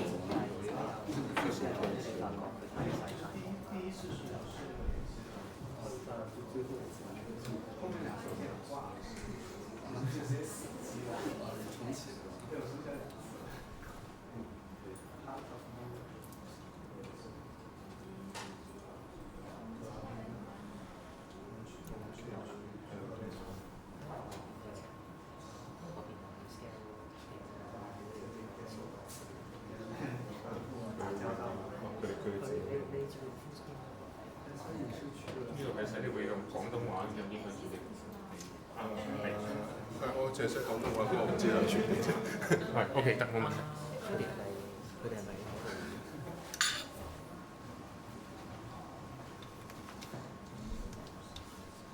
好難傳譯嘅，我覺得有啲字。我唔知啊，佢哋係專業嘅。就辛苦佢哋。不過未開始。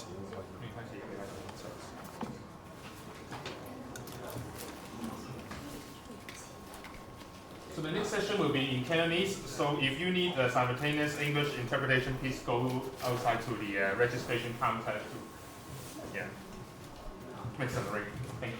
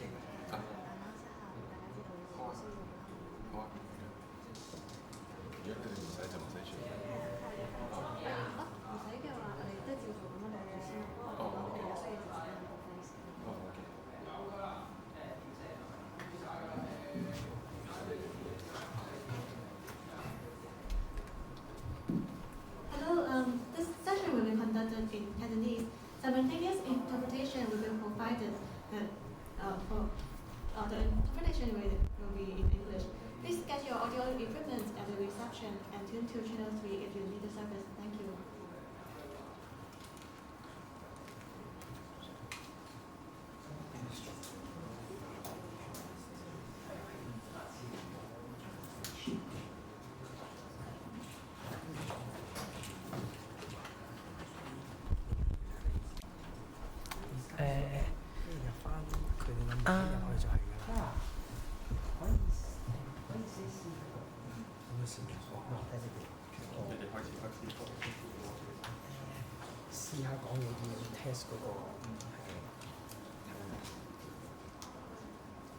廣東話㗎。So if you speak English and need simultaneous English translation, please go to the registration counter to get some help. 咁而家我哋轉翻 channel 去翻廣東話，將個時間就交俾阿 Ivan， 佢就會同我哋分享以下個環節嘅。好，有請。好啊，咁聽到 OK 啊。我叫 Ivan 啦，咁今日會分享嘅咧就係WordPress 裏面嘅關於 SEO 嘅嘢嘅。咁少少 background 啦，咁我係讀 computer science 嘅，寫 program 㗎啦，咁做研究 SEO 同埋 WordPress 有15年經驗啦，咁亦都係co-organizer 呢一個 WordPress 嘅 meetup。咁之前試過去研究 SEO 嘅時候，就做咗50個網站，咁去研究啦。咁我好快想問一問，係咪大家都係聽得明廣東話？如果我問有冇人聽唔明廣東話，咁樣問係咪好？Who doesn't understand or hear? Cantonese, no, right? Okay. So 即係全部都係聽得明好。因為其實佢哋你都繼續努力緊翻譯緊，唔該你。我哋會錄翻嚟音㗎嘛，自己個錄音嘅時候會俾我哋嘅。好，冇問題。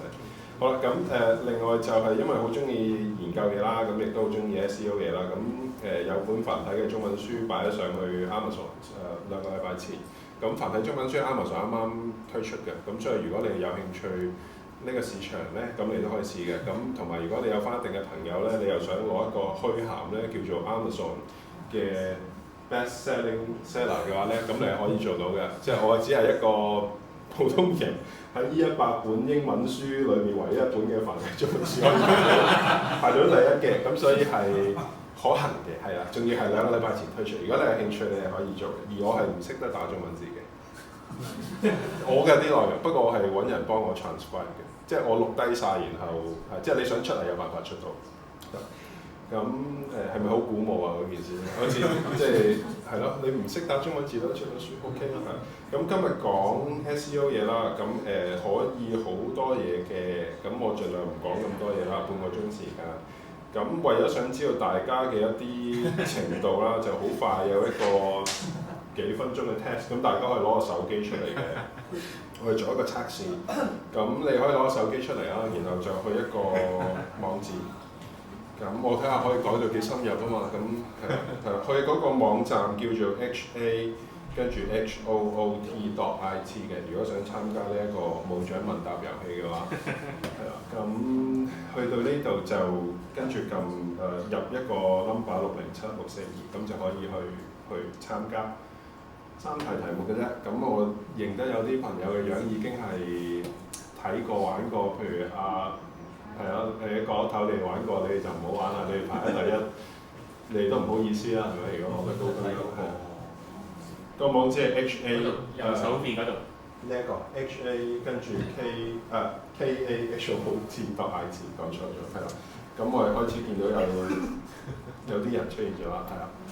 好，我哋等多1分鐘，睇下仲有冇人想參與。好，仲有冇人入緊嚟㗎？如果唔係我開始佢咯。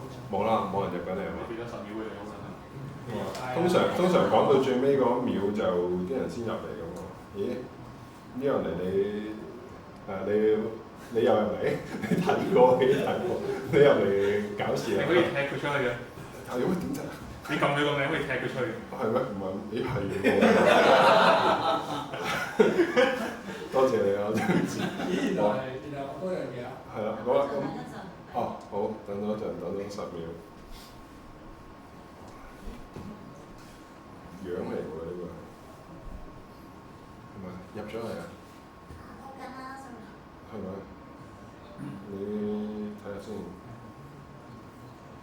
應該入咗係咪？開波好啦，3條題目嚟啦。第一題，呢度睇題目，手機撳答案。Google 有好多個唔同嘅演算法嘅，咁邊一個係真係嗰個名啦？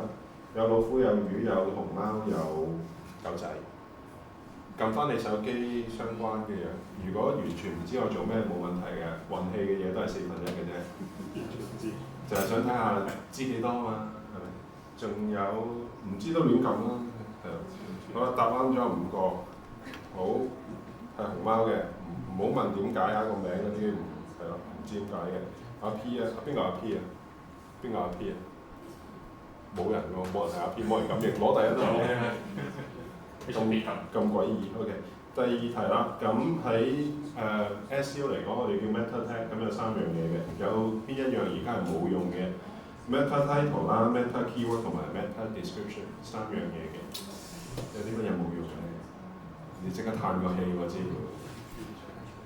要用少少腦筋係嘛？即刻嘆。問下幾多好啊？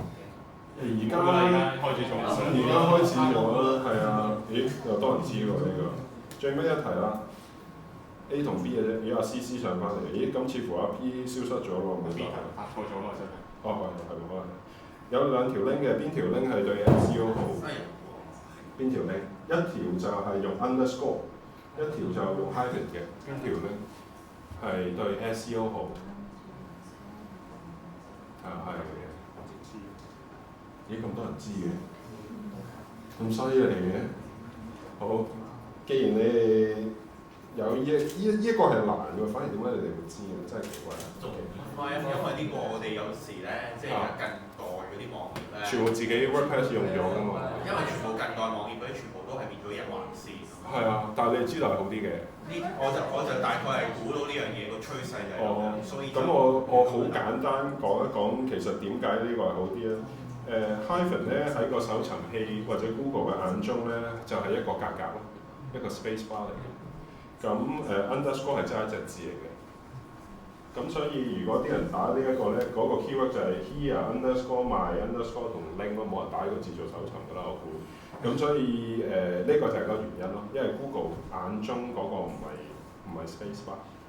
好啦，咁咧簡單嚟講 SEO 係點 work 嘅咧？咁其實得兩樣嘢嘅啫，即係一句子就係個相關性同埋嗰個係咪好 popular？ 咁如果用翻真係我哋 SEO 嘅法就係有幾多係 keywords 啦，即係你個內容裏邊有幾多關鍵字係會出現啦。另外就係有幾多 links 啦 ，links 係講緊 backlink 啦，當然即係其他網站連結你哋。咁其實你自己網站連結自己都好有用嘅。咁不過人哋網站連結你就再有用啲咁解。咁呢位仁兄唔知你識唔識佢啦？咁呢一個就係以前嘅 Google 嘅一個CEO 啊 Eric 啦。咁喺10年嘅時候，佢俾一紮記者係咁戳佢嘅。咁佢話喺度話喂，咁其實有嗰個記者同佢講，其實你好似有50種嘅原因去將個網排前同排後喎。喺度咁戳佢，戳到佢問嘅時候咧，佢終於爆響口啦。佢就話其實有200種嘅。咁但係起碼得個支持啊！喺10年嘅時候，咁跟住啲人就覺得哇，搞個 SEO 都幾鬼煩，咁鬼多嘢搞。咁其中有一啲嘅概念啦，以前咧喺個搜尋器仲係比較蠢嘅時候咧，我哋啲人要做關鍵字咧，就真係要做晒咁多隻呢啲關鍵字喺個內容裏邊，希望啲人真係揾到嘅時候咁樣做嘅。咁但係而家個搜尋器越嚟越聰明咧，佢會嘗試將呢一啲嘅搜尋嘅一啲字啊或者詞咧，就將佢變咗做某一啲嘅關鍵字，咁就越嚟越聰明嘅一個做法。咁所以佢開始會個智慧越嚟越多啦。咁另外頭先有講過就係話咩有 title 啊、keywords 啊嗰啲嘢啦。咁其實09年即係10年前 Google 已經講咗咧，其實meta keywords 即係呢樣嘢咧，好多人咪執啲字喺啲 keywords 嗰度嘅網站嗰度嘅。10年前話咗冇用㗎啦已經，咁不過而家仲有啲人仲執落去嘅。咁譬如你睇下一啲比較老牌嘅新聞網咁樣啦，佢哋都將好多關鍵字執晒落去嘅。咁有冇害咧？冇害嘅。有冇益處咧？都係冇嘅。咁擺喺度做咩？冇用嘅。咁不過佢擺喺度就擺喺度咯，係啊。咁而而 Yahoo 又唔蝕底啦，佢喺09年佢都話係啦，我哋都知道冇用㗎啦，咁所以唔理佢㗎啦咁樣。咁然後冰又懶性啦，又跟人講啦，14年嘅時候就話係啦，我哋都覺得冇用嘅一樣嘢，我哋唔再理佢㗎喺排名上。不過又唔小心俾人發現咗，原來佢哋仲有用嘅咁樣啦。咁不過唔緊要啦，都唔係好啦。係啊，即係你講咗個盲點出嚟，即係最重要嘅係冇人用冇所謂啦。係。咁另外有幾個叫做重要啲嘅更新啦。頭先有一個叫 Panda， 就係即係年份你會見到就係佢會有一啲比較大件事啦，呢啲叫做嘅演算法嘅更新啦。咁我想主要講就係15年嘅時候發生咗兩件大啲嘅事，一件係關於 mobile 嘅，就係網站咧其實佢 mobile 嘅話 SEO 就會好好多。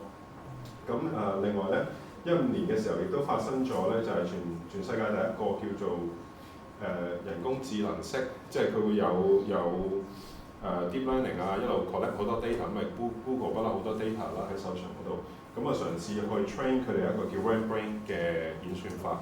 咁呢個演算法咧就會好似頭先咁樣講，就係佢將一啲關鍵字咧或者關鍵詞咧，慢慢會理解到原來佢講某一個女士某一個 size 嘅牛仔褲咧，原來就係講緊個 keyword 就係牛仔褲啦咁樣，佢慢慢會理解嘅。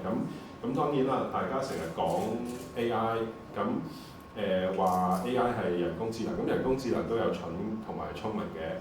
咁啱啱開始嘅時候咪蠢咯，因為唔夠數據去 train 嘛。咁而家隔咗幾年越嚟越聰明，咁亦都越嚟越困難嘅。如果你想去做啲蠱惑嘢去個搜尋器，因為喺十幾年前我去研究嗰50個網嘅時候咧，我做好多蠱惑嘢嘅，就成日排咗上去嘅。跟住有幾個網仲有啲公司同我買咗佢添嘅，因為個流量排得比較好啦，仲排咗喺佢前面啦，咁佢又唔知點好啦咁樣，咁買咗去咁都好合理啊。咁而家就好難啦，相對地。咁所以而家就做 training 啊嗰啲嘢比較多。咁另外就呢個都出咗17年出咗一啲嘅，都頭先講啲演算法咯。咁最主要就係去打擊，即係好似我以前呢啲咁嘅人啊，就係做好多蠱惑嘅嘢啦。整一啲唔高質素嘅內容啦，然後純粹因為懶係好熟嗰啲關鍵字嗰啲嘢咧，就排咗上去啦。跟住你會成日覺得好興啦，我啲嘢咁好點解即係永遠都冇人睇到嘅咧？咁樣係咯，即係會有啲咁嘅情況嘅。咁而家佢就越嚟越聰明，所以就好少咗咯呢啲機會。但係如果你話好有興趣去了解一下究竟有啲咩 update， 有個網叫 Moz， 佢就成日將一啲傳聞啦，或者一啲真確confirm 咗嘅演算法咧，都會放喺個網站嗰度話俾大家聽嘅。咁除此之外咧，其實 Google 自己都有講嘅，佢有個 for 一啲網站嘅 master 嘅 blog 咧，成日都會放啲嘢喺度嘅，咁都係有用途啦。好啦，咁跟住啦，呢個係一個好簡單嘅解釋。咁然後咧，我會其實好模糊，你睇唔睇到？睇到，我喺呢個位睇唔到啫。OK。好啦，咁我做一個示範咧，就係其實點樣去做一個叫做關鍵字，你要做 research 㗎嘛，嗰啲關鍵字點做嘅咧？咁最簡單就係當然用翻 Google 啦，咁因為唔使錢啊嘛，亦都係最簡單啊嘛。嗱，平時你用開，譬如我想揾一個關鍵字喺我嘅篇內容又好，公司嘅內容又好，想做一個篇內容，咁你想嗰篇內容俾人揾到㗎啦，我估你應該有。如果有人想嗰邊內容冇人揾到嘅，唔該佢舉手。係啊，咁你係想人揾到嘛？但係你寫嘢可能好叻嘅，好流暢嘅，但係唔代表啲人揾嘅嘢同你寫嘅內容係有啲關鍵字相關。咁譬如我係做一間教英文嘅公司，咁嘅學校啦，咁我就當然有興趣就係啲人如果打學習英語嘅時候可以揾到我間公司。咁其實咧，可能學習英語嗰個字揾到你間公司嘅。咁不過其實有好多唔同嘅關鍵字咧，都可以帶嚟一啲流量，亦都有幫助嘅。咁做一個好簡單嘅 research 咧，就係你喺個搜尋器嗰度打，跟住你要見到後邊呢堆咁嘅字咧，我哋叫 Google 嘅 suggest 啦，佢嘅建議啦。咁點解佢會建議呢啲字，同埋點解會建議呢一個嘅排法咧？咁好明顯就係關啲人搜尋嘅搜尋量有關啦。咁所以如果你啲內容係學習英語嘅，你又可以放到學習英語會話嘅方法嘅好處啊，呢啲嘢落去咧，咁對於你個嗰一頁嘅內容嘅搜尋器排名有幫助啦。咁同一頁啦，我拉落去最底嗰個位，最底嗰個位咧我哋 SEO 嘅講法叫 LSI 啦，就係叫做 Latent Semantic Indexing 啦。咁即係其實啲相關嘅字，相關嘅字意思咧就係、譬如呢一度學習英語，你會見到學習英語，然後後邊有堆字嘅。下邊呢堆咧同上面呢啲咧係可以完全唔同嘅。譬如果我係一個教英文嘅學校，我 target 學習英語以外，我諗爆頭應該都唔會有人諗到你想放隻關鍵字係叫做看 YouTube 學英文啩。我諗大家嘅智慧都唔低，讀咗好多書，但係我哋唔會諗到㗎嘛。但係啲人就係用一啲咁嘅關鍵字去搜尋，而上面呢堆同下邊呢堆係唔同嘅。如果你平時用手機好快去撳咧，你唔為意以為呢度一樣嘅。咁咧上面呢一堆就係你打完啲關鍵字，後邊出嗰啲一定要有前面嗰隻字嘅。下邊呢堆咧就唔關事嘅，佢係用個意思去傳譯嘅啫。咁即係話，如果你做生意又好，你個網站排名又好，原來呢一堆有好多人其實唔知道係同上面唔同嘅話咧，咁你咪可以多啲機會，人哋唔 target 嘅字你 target 到咯。即係嗰個故事就係咁樣。咁另一樣啊就係而家 Google 咧加咗好多功能嘅，其實個網站即係譬如又有 video 啊，又 show 好多嘢。其實你知唔知點解多咁多功能？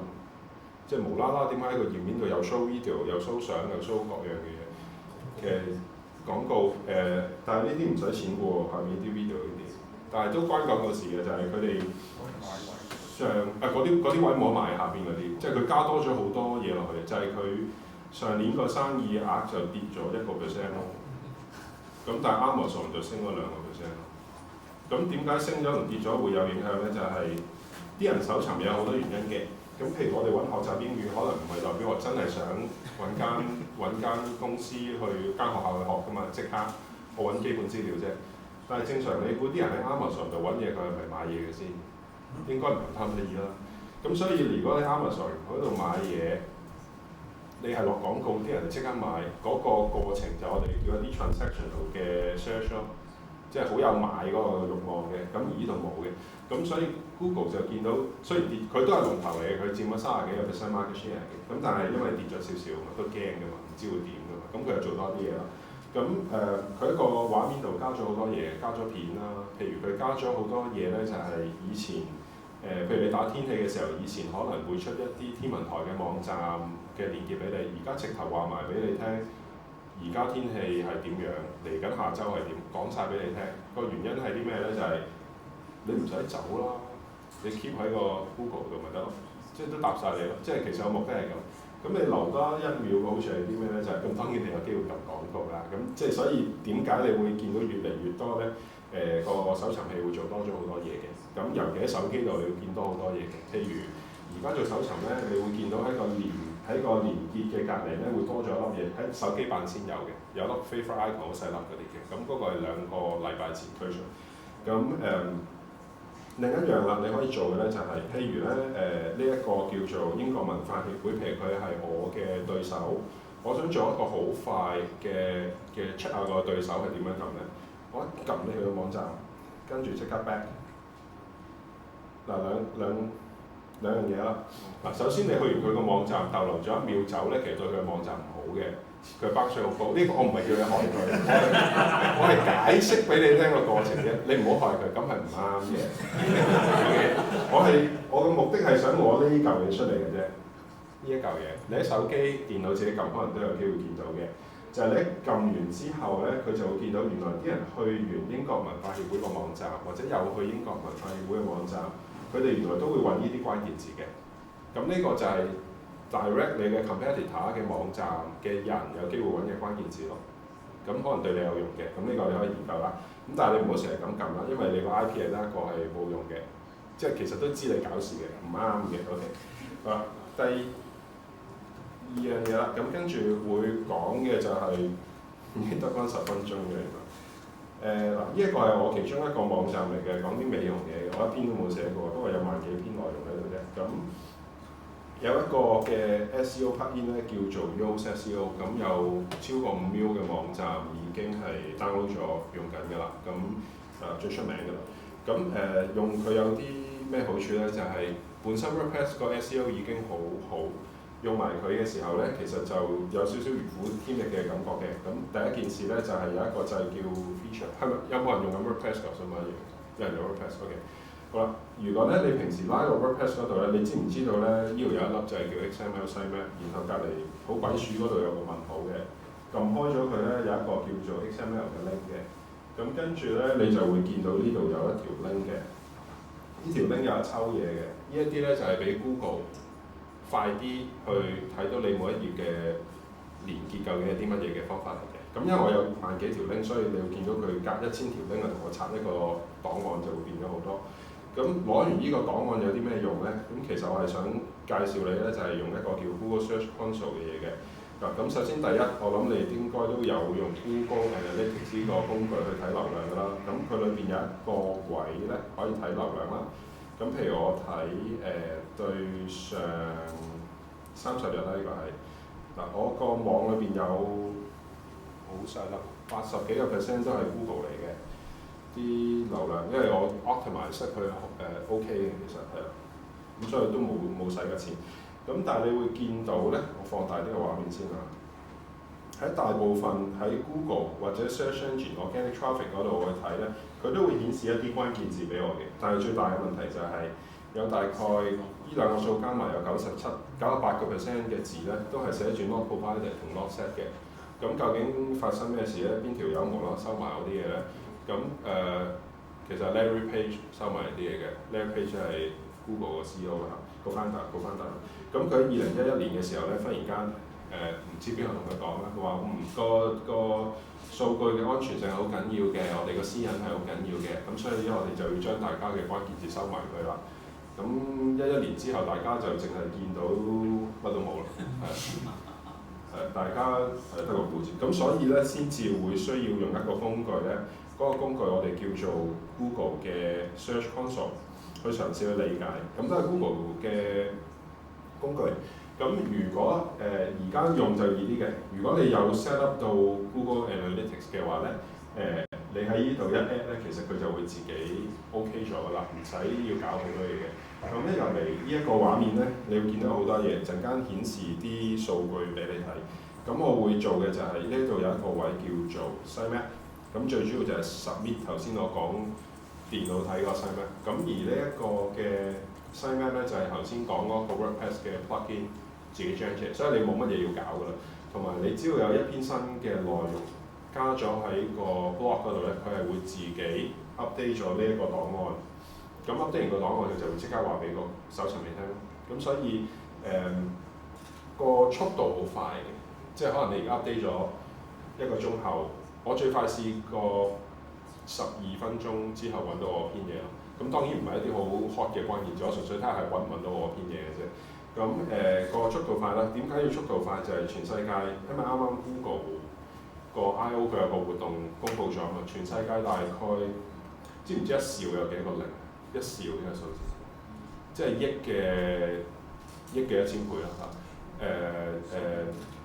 係咪億嘅1000？係億嘅1000倍啦。咁佢話全世界有大概130兆嘅 web page。咁咧 Google 就每日要係咁好努力咁去揾嗰個頁面，揾下有冇啲嘢改變。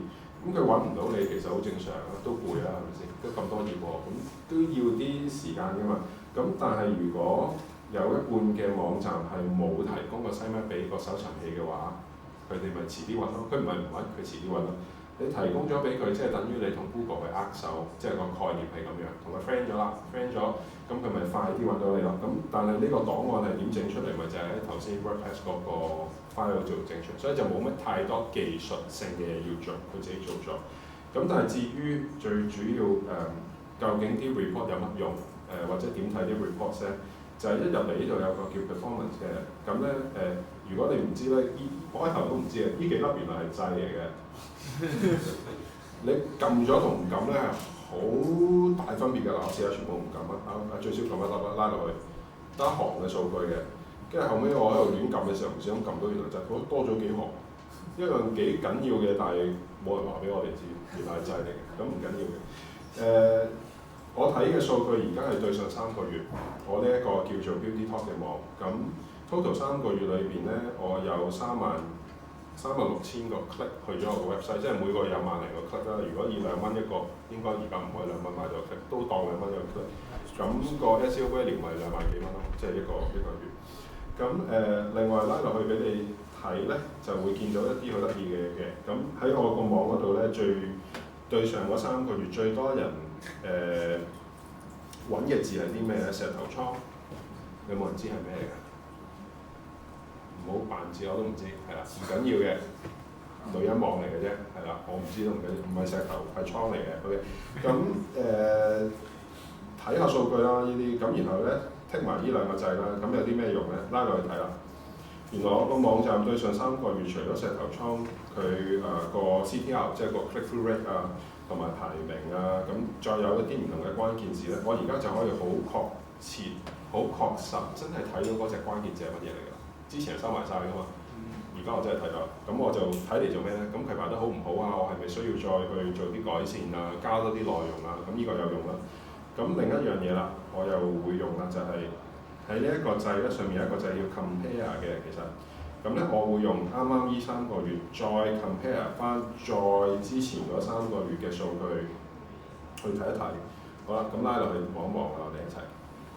OK。咁啱啱呢3個月即係 last 3 months 咧，有大概1000幾人咧就 click 入我個網站嗰度揾關於石頭倉嘅嘢，咁一個疾病啦嚇。咁但係再之前嗰3個月咧，有3000幾人走落我個網站揾呢樣嘢，知唔知咩意思？即係啱啱呢3個月少咗，係都知係咪？之前多啲，即係呢個疾病應該係控制咗啦。如果唔係冇理由，即係個疾病嚟㗎嘛，即係個疾病應該患者係少咗啦，即係一個即係一啲數據啦嚇。咁但係我又可以再睇到，我剔埋呢幾粒掣，我再拉落去睇啦，你會見到咧，咦原來啱啱呢3個月同再之前嗰3個月咧，喺個網嗰度搜尋嘅量咧，其實差唔多喎，差10% 到嘅啫。但係點解之前嗰3個月係咁多人 click 嘅咧？咁跟住又可以拉落去睇啦。原來咧，我再之前咧，我差唔多係排第1、排第2嘅。再之前嗰3個月，即係1月到3月啦，你當。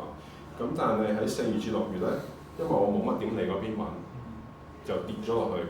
所以佢一跌咗落去咧，你會見到原來由第1、第2跌到第5咧，佢嘅流量係可以爭1.5倍，即係唔係爭少少咁簡單嘅。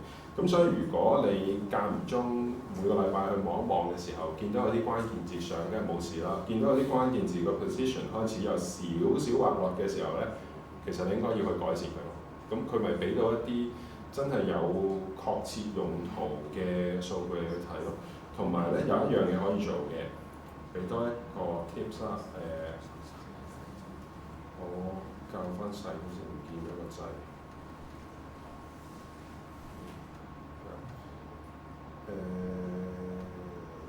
好，對上3個月，好啦，除咗頭先嗰個 compare 去攞一啲數據之外咧，仲有一個 tips 嘅，就係咧，你拉來呢度有一個倒三角咧，其實你可以用嘅，咁就係可以將一啲 position， 將嗰個排名係多過10，我想揾呢一啲嘢出嚟，知唔知點解我想揾排名多過10？第一頁嘅搜尋出嚟嘅 result 係1至10。啱啱去咗第2頁，就沉底啦。去咗第2頁你都唔撳，好大機會。咁係想救翻佢哋。咁譬如我公司個即係呢個網站個名跌咗去，算得有佢都唔夠啦。咁但係冇所謂啦，擺喺度啦嚇。咁其餘唔知1蚊怕水同杏仁股都揾到我哋嘅。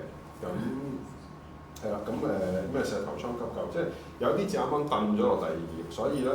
你見到蚊怕水掟咗去第2頁，我都有曝光率有2000字。咁如果佢喺第1頁，應該好多人揾蚊怕水啦。咁即係有一啲字你可以睇下佢嘅價值高唔高，去改善嗰篇文章啦，或者係加長嗰篇文章咯。咁我嘅建議係你加長一篇文章，如果係同樣都係講相類近嘅嘢 ，instead of 係寫10篇關於嗰樣嘅嘢嘅原因就係搜尋器其實顯示你嘅網站係顯示1頁嘅啫。你俾10頁差唔多嘅內容佢咧，其實你真係喺度玩緊 Google 嘅啫。Google 好唔得閒㗎已經，跟住你仲要俾10頁差唔多嘅嘢俾佢，你揀啦。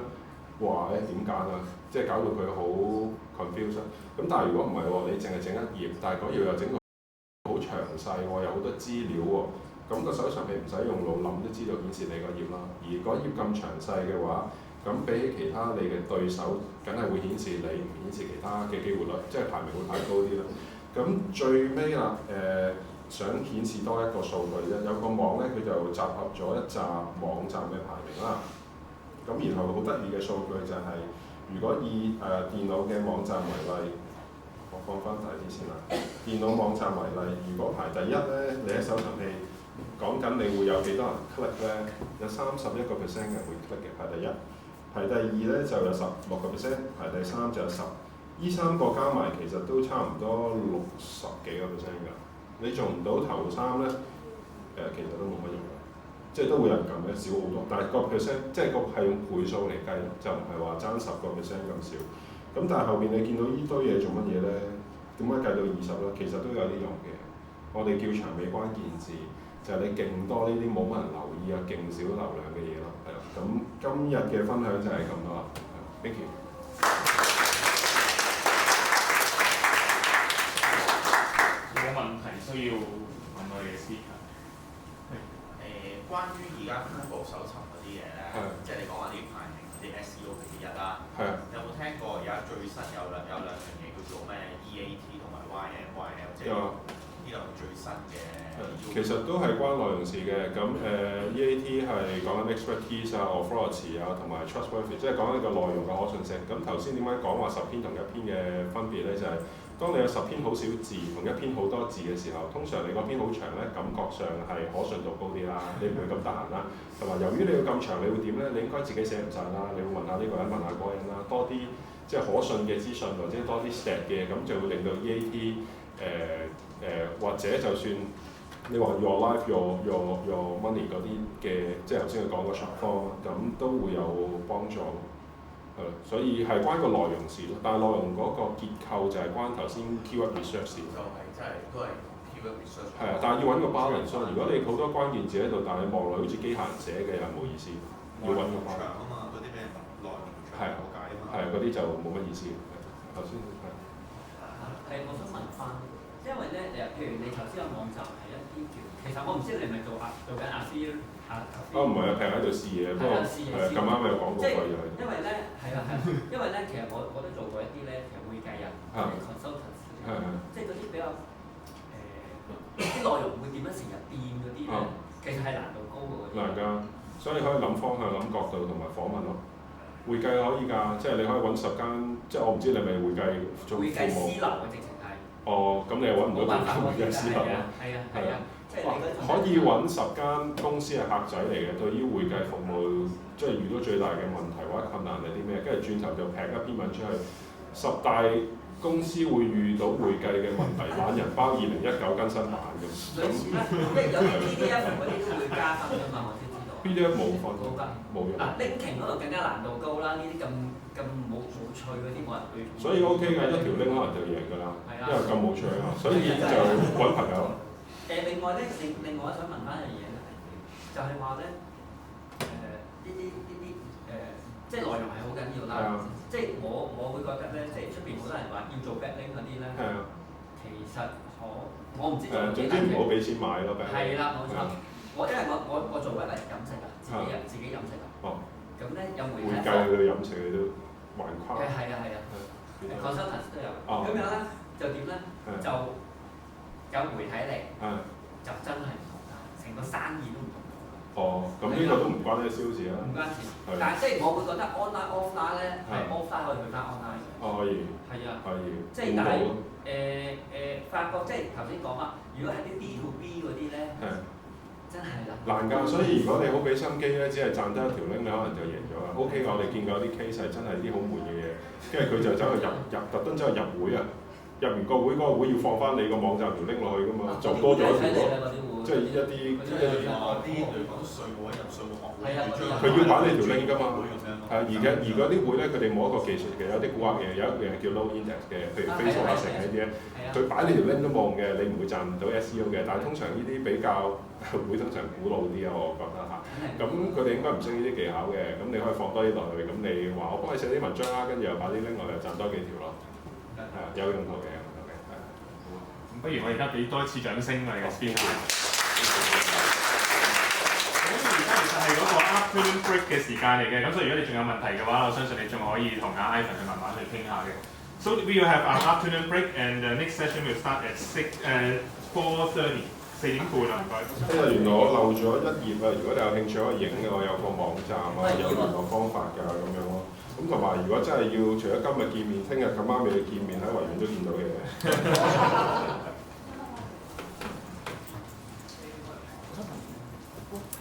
因為我都有專訪做嘅，你覺得兩者？我三套都有用過 Dribble 專啊Dribble 好複雜啫。有用過咁但係 WordPress 嘅 market share 有34%，所以好多啲 developer 係咁寫啲 plugin 入去，令到佢越嚟越。但係有個問題咧，因為我用開專版咧，咁佢嗰個 multi-link 嗰個咧，佢哋可以寫翻。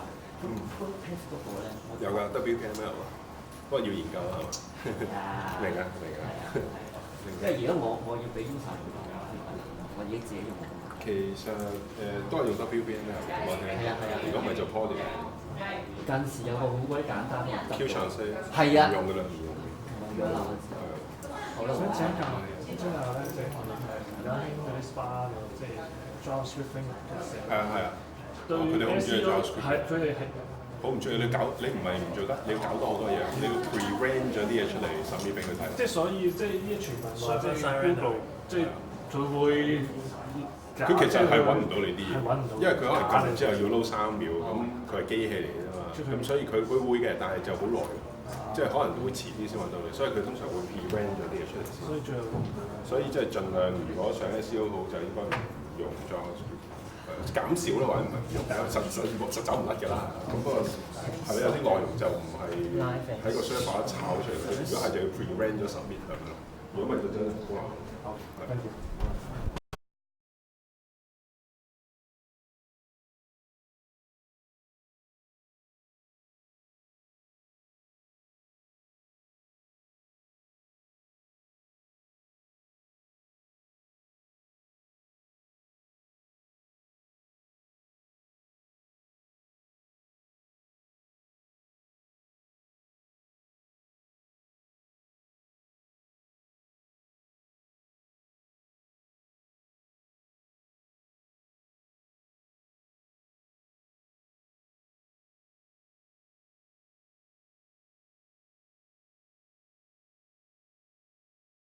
Okay, should we wait for a few minutes? Because I do have quite a bit to get through. Okay.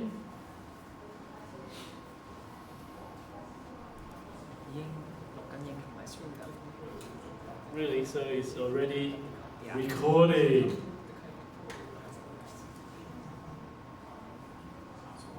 That's interesting. So Manuel, why are you here? Like, why do you? I'm relocated to the Maker Fair, Hong Kong. Maker Fair, Hong Kong. Yes, and I saw the STEM education around Asia. That's the reason why I want to apply the curious to the your STEM. Oh, the what? I have an interest to your STEM, like open yes. The Clifford Choi and Felix Star and many my teacher in Hong Kong is my friend. Oh, okay. So I'm from HK. I'm from PhD students in HK. They are many PhD students who study out education and also STEM education there. That's why I'm also interested. Oh, okay. Good. Good. Okay. So there will be something related to this? Yes. Okay. Alright, so I might just get started. Okay. Alright. So first, who am I? So I'm talking about we have an organization called the Hong Kong Creative Open Technology Association. And then I'm the founder and the director, Dr. Hagen So, and also relate to Creative Commons, Creative Hong Kong, a chapter lead, and then also they have a new course called the Certified Creative Certification course. I also went through that and become a certified educator. Okay, so So for the Creative Open Technology Association, our aim is open standard, free software and open source software, open hardware, free cultural works, open content, Creative Commons.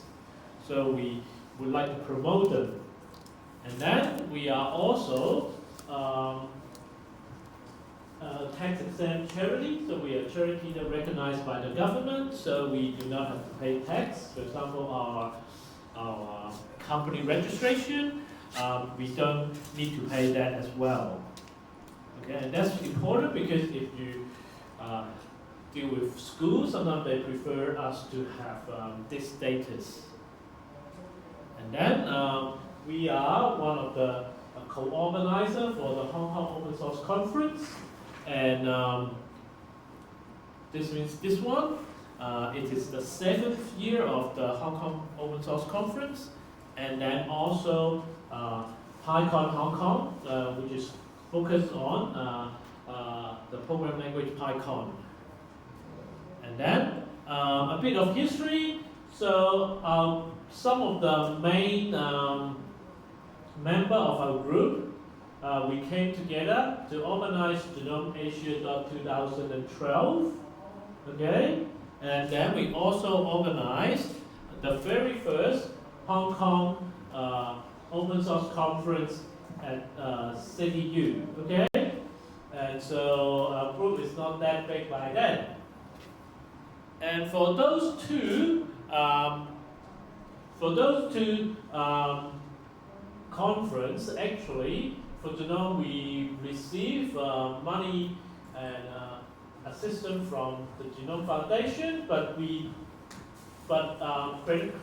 Creative Open Technology Association did not exist by then. So Asia helped us out, and then when we had the very first open source conference, and we got some sponsors, this time the OCAP, the Open Source Application Knowledge Association, help us out with the finance. Okay, that means they have a bank account so that we can receive money.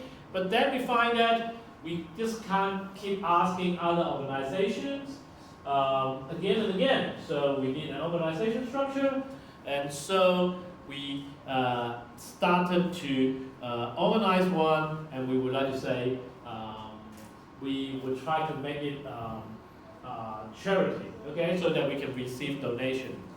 And then for the second open source conference, it was the first project for the Creative Open Technology Association. As you can see, this is the old logo of the conference. Okay, and then now we don't just have the logo. Now we have a very cute cat as our mascot. Okay, and then we also, another thing that we really like to do is to help existing or new groups, okay, so that they sometimes need to book places, sometimes they need to receive donation, so we help them. So the first two community members are the Open Source Hong Kong and Hong Kong Linux User Group. They're still active, and then they are also co-organizer of this conference.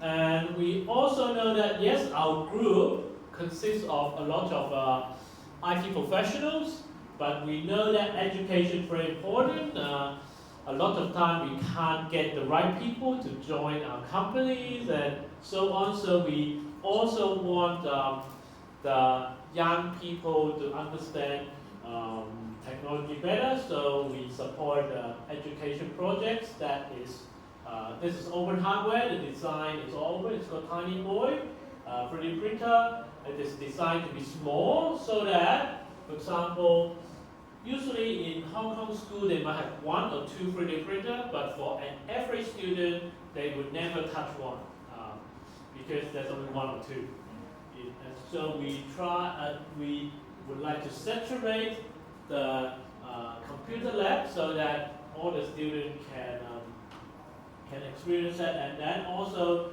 you can put together this 3D printer so that the student can know how it works. So this is a class where students put together 3D printers. Okay, and then we also have STEM courses where we taught Scratch, App Inventor, and Arduino. Okay, so and then also we have the Education Bureau actually have some kind of recommendation way of write Chinese words, but they don't provide the fonts. Okay, you can only look up the website, and the website have some flash animation saying that you should go this and that. Okay, but it is very hard to use that flash website, and you can't look it up on your mobile. So we, together with some elderly friends, we create a font that fits this recommendation. So, and we also received the ICT award. Okay. And then, yes, for quota, we also organize some visits. So this is Singapore, yes? Yes, Singapore. Singapore? Tamil Prime Minister B.B. Balakrishnan.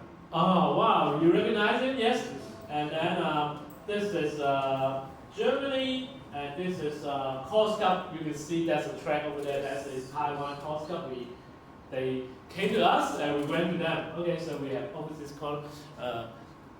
connections, and also for myself, as I already said that I'm very comments. I went to the Lisbon last month for the global conference, and I'm very happy to be one of the keynote.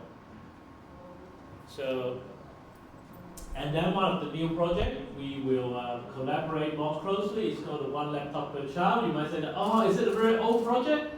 It's still running. You can see a few One Laptop Per Child laptop over there, and then in the coming year we will work closer together with them. And this is one of the deployment in Hong Kong. So this photo is intentionally blurred because actually this is a Hong Kong kindergarten, so I don't want you to recognize them. But so this is Sichuan, this is Bhutan, this is Malaysia, where we have a get together of volunteers overseas and in Asia Pacific. So there's still deployment. For example, the Malaysia, there's also deployment helping some young people actually in rural areas. Okay, and so the next part. So Hong Kong education. So we're going to talk about Hong Kong education. So the government. So the driving force for Hong Kong government to push them actually come from above. So there is a Greater Bay Area plan. So the role of Hong Kong is to develop innovation and technology industry and nurture some new industry or startup and things like that. Okay. So the Hong Kong government have to do something. So in 2015, EDB is the Education Bureau. Okay, and then in the policy address, the government said that they have to promote science, technology, and maths. As a person, my first degree is engineering. My question is, where is the E? Okay, so I did not recognize that even in 2015 they're not really doing very well, and so the next year they add one more thing. I think, and I then recognize that they only start their policy in 2016. Okay, and then but this is the cover of that policy address, and you can see that I don't mind girls to come before boys, but girls have to play with dolls while boys can have the fun of playing with the robotic arm. I actually went to a STEM event. There's some girls. I showed her this photo, and she was not very happy. Okay, as she thought that white girls have to just play with dolls. Okay, and then so how were those policy being implemented. Okay, so this is the memorandum. So for each primary school, they got 100,000 Hong Kong dollars. Okay, per school. You know, if I show you my, even for my not very wealthy, bank account, I have that. Okay, and that's for the whole school for 2 years. Okay, for each primary school, and then next year they have a policy for the secondary school. They double it up, but it's for the whole school. Okay, it's for the whole school, and I talked to some headmasters, and they find that this is not too much.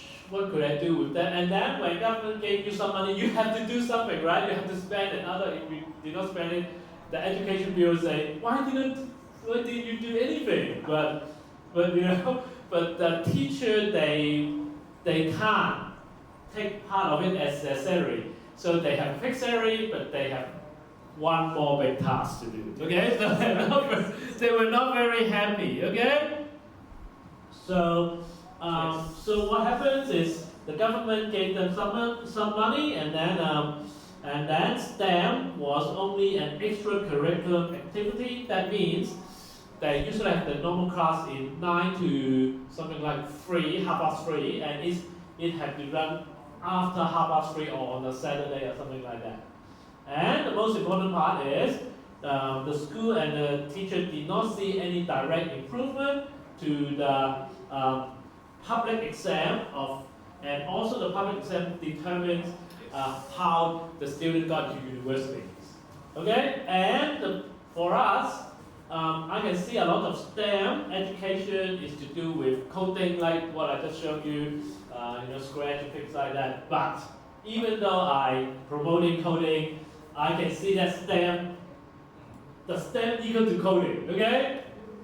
So STEM actually for me is a very big, topic, but a lot of schools just do something with robots and coding, and they thought they've done their work. Okay, and then it's very important for the Education Bureau to change the curriculum, because then you can use the time between something like 9 to 3:30 to do something with STEM.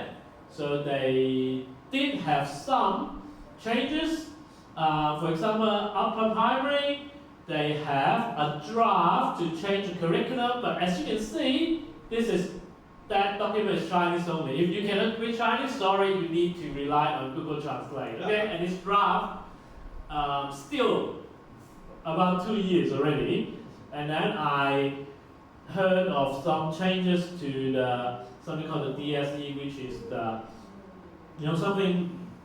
last 3 years of the education, the secondary education that relates to the public exam. There's some changes, but it's still consultation. But what happens to the other ones? Okay, there's no changes yet.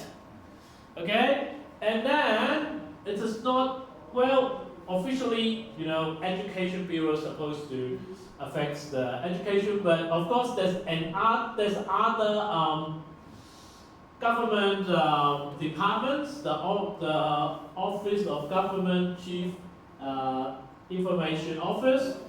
They have to find ICT manpower development, so they have some reason to sort of interfere with the education system, and they actually start in 2014 already. They have this enriched IT program in secondary schools. Okay, and so I have to say, some people in the government, also the industry, they were not very happy about the snow list, so they asked this OGO to help them, okay, with the secondary schools.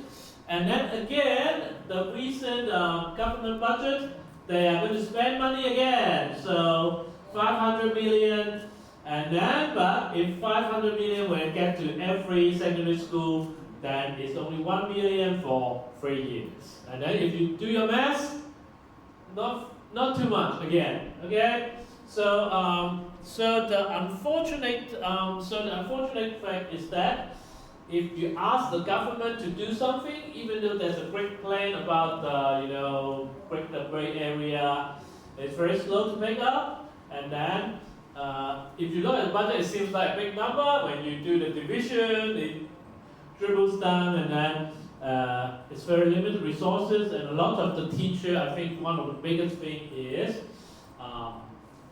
teachers and trainers, and then there's still limited understanding. Okay, so but for us, the Creation Open Technology Association, we even with this kind of environment, we complete some QEF, which is the Quality Education Fund, and EITP, the one I just showed you, the enrichment IT program, that sort of thing, and we work with the tiny boy, okay, and we got those projects completed, and then we taught these courses, even though that's actually, it seems like the government's doing something, even with this limited resources, we have this kind of experiences. And for us, what separates us with other people doing STEM training and so on, is that we promote open technology whenever we can. And open technology means those resources the student can still use after they graduate. For example, I have to name companies. For example, the office, software. Yes, for Hong Kong students, you can use it for free if you are a student. But after you learn how to use those software, you graduated, then you suddenly have to pay money. Okay, but if you use open technology, they are always there for you to use.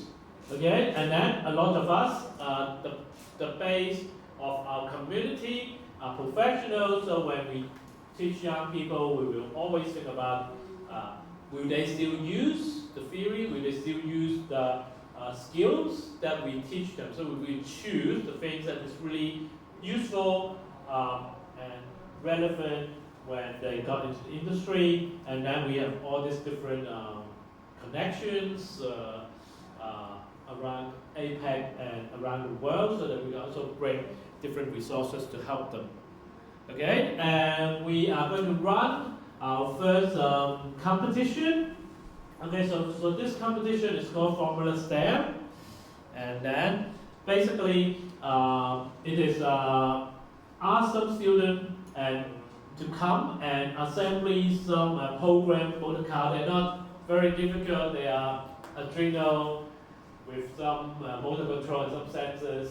But the most important part is no teacher and coach involvement, because unfortunately, because STEM basically just started to be promoted, a lot of sometimes the school get the easy way they get the coach or the teacher to assembly the thing and then ask the student come and take a photo. Okay? So what we do is there's no teacher and coach involvement, no internet, so all the resources and all the materials that the student want, they submit to us. So we copy it into a Raspberry Pi computer that they can use. And then at the time of the competition that goes for one day, they can only rely on those things. Okay? They cannot log up the internet, they cannot ask for help. It is a true test of their ability. And other than students, we also have an open category where everyone can come and join us in this competition. Okay? And then this is the end of June, we are going to have this competition. Okay? And how much time do I have? More than 5 minutes. Okay? And so this is getting to the conclusion. So if you want to support our association, you can join a conference like this one, or you can go to PyCon and become volunteers. And you might think that, does it mean that there's only two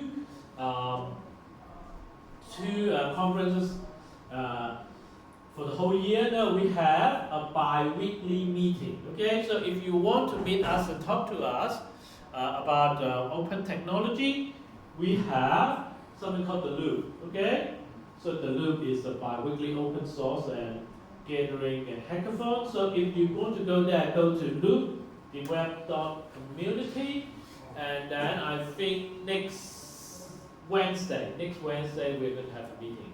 Okay, the coming Wednesday we're going to have a meeting, and we have different projects running on. You can just come and talk to us. Okay, and then so that's more on the if you are professional or someone interested in open technology. But for the education part, first you can join our competition as an open category. I think now, I think they still only have the student team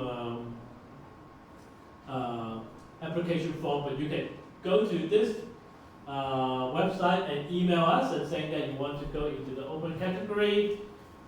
Or if you know of any schools or teachers that want some service on STEM, you can also contact us at this email. Okay? Yep, so that's basically it, I think. Yes.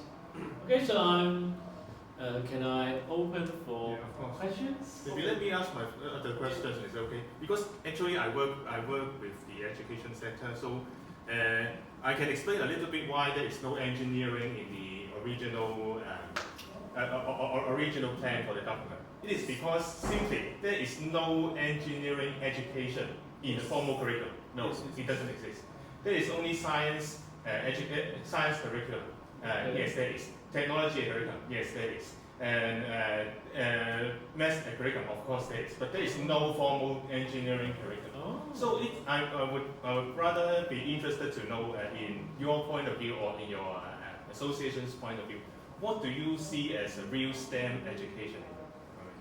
Yeah, STEM is often the part of discussion theme. Some people is entrepreneurship is more important than engineering. Okay. I think I got. Yeah. So what is because you said that, okay. So now we the government or the schools only talk about ST and M. So we want to add the E. So we have STEM. So in your point of view, what is STEM? Okay. So for engineering, so I got my engineering degree. What I got out of that is that engineering is actually quite a high level skill. So what does it mean is you see a problem and you use all the resources you can to solve that problem, and you intentionally choose a certain solution. Okay, so it involves that you know what you have, you design the solution. When you design the solution, it means that you can analyze the solution so that you know that you choose the right thing. So first you know, because I spent when I studied engineering as an undergrad, I spent a lot of first to analyze circuits, know what they're doing, and then we have and then we start to design. So it's quite a high level skill. First you have to know how to analyze. You have intentionally make decision to choose a solution and to prove that it's a good enough solution. So I think that's engineering. Yes. Yeah. Engineering is more higher skill than more higher skill than science and technical mathematics. I agree with you. Yeah. It's more upper skill. Yeah. The science and technical mathematics is more fundamental. Yeah. So do you have something that you'd like to ask? Yes, I have another question. You explaining about the Chinese textbook. I saw it's a computational thinking, right?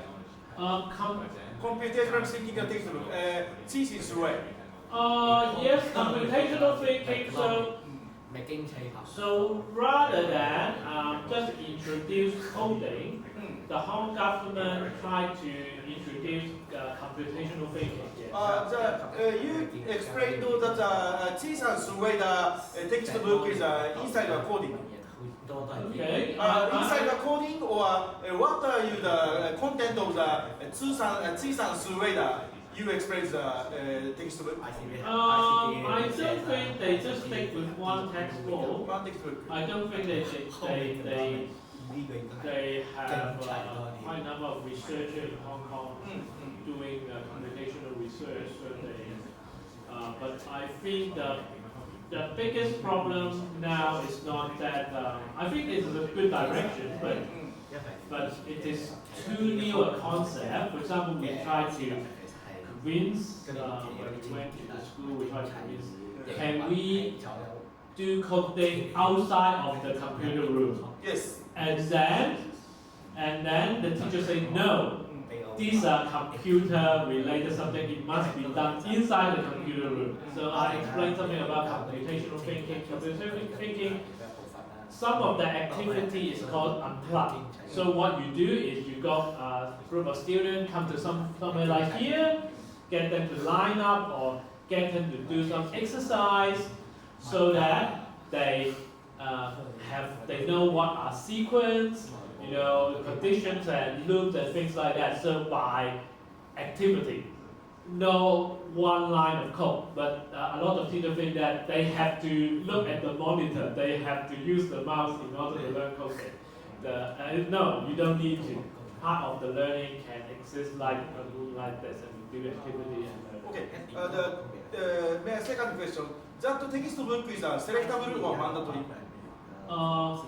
I think now what they, for example, for the computer thinking, I think a lot of them.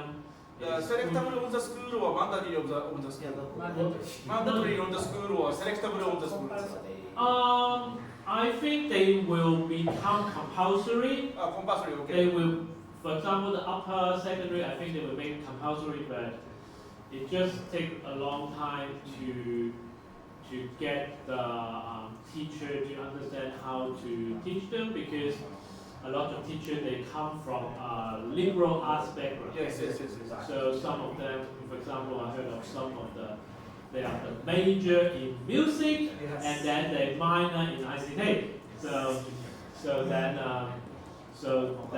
if they really have to teach programming, it will be very challenging. As you know, some of the young people, they just put together something that doesn't make sense. How can you help them to debug?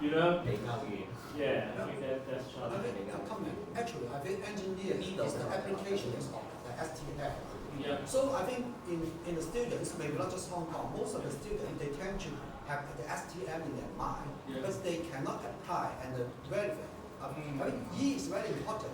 At the same time, I fear that not many teachers has the engineering background. So how can they don't have the engineering background and help them to see how can they apply the science, technology, and mathematics into and the biggest problem is I think Hong Kong start late. Okay. I think I used up all my time, right? Okay, so yeah. So let's give another round of applause to our speakers. If you still have any questions, I guess we can still have some chat. Yes. 我有的朋友在六星東有間興，Dr. Wang。Dr. Wang。六星東有間興。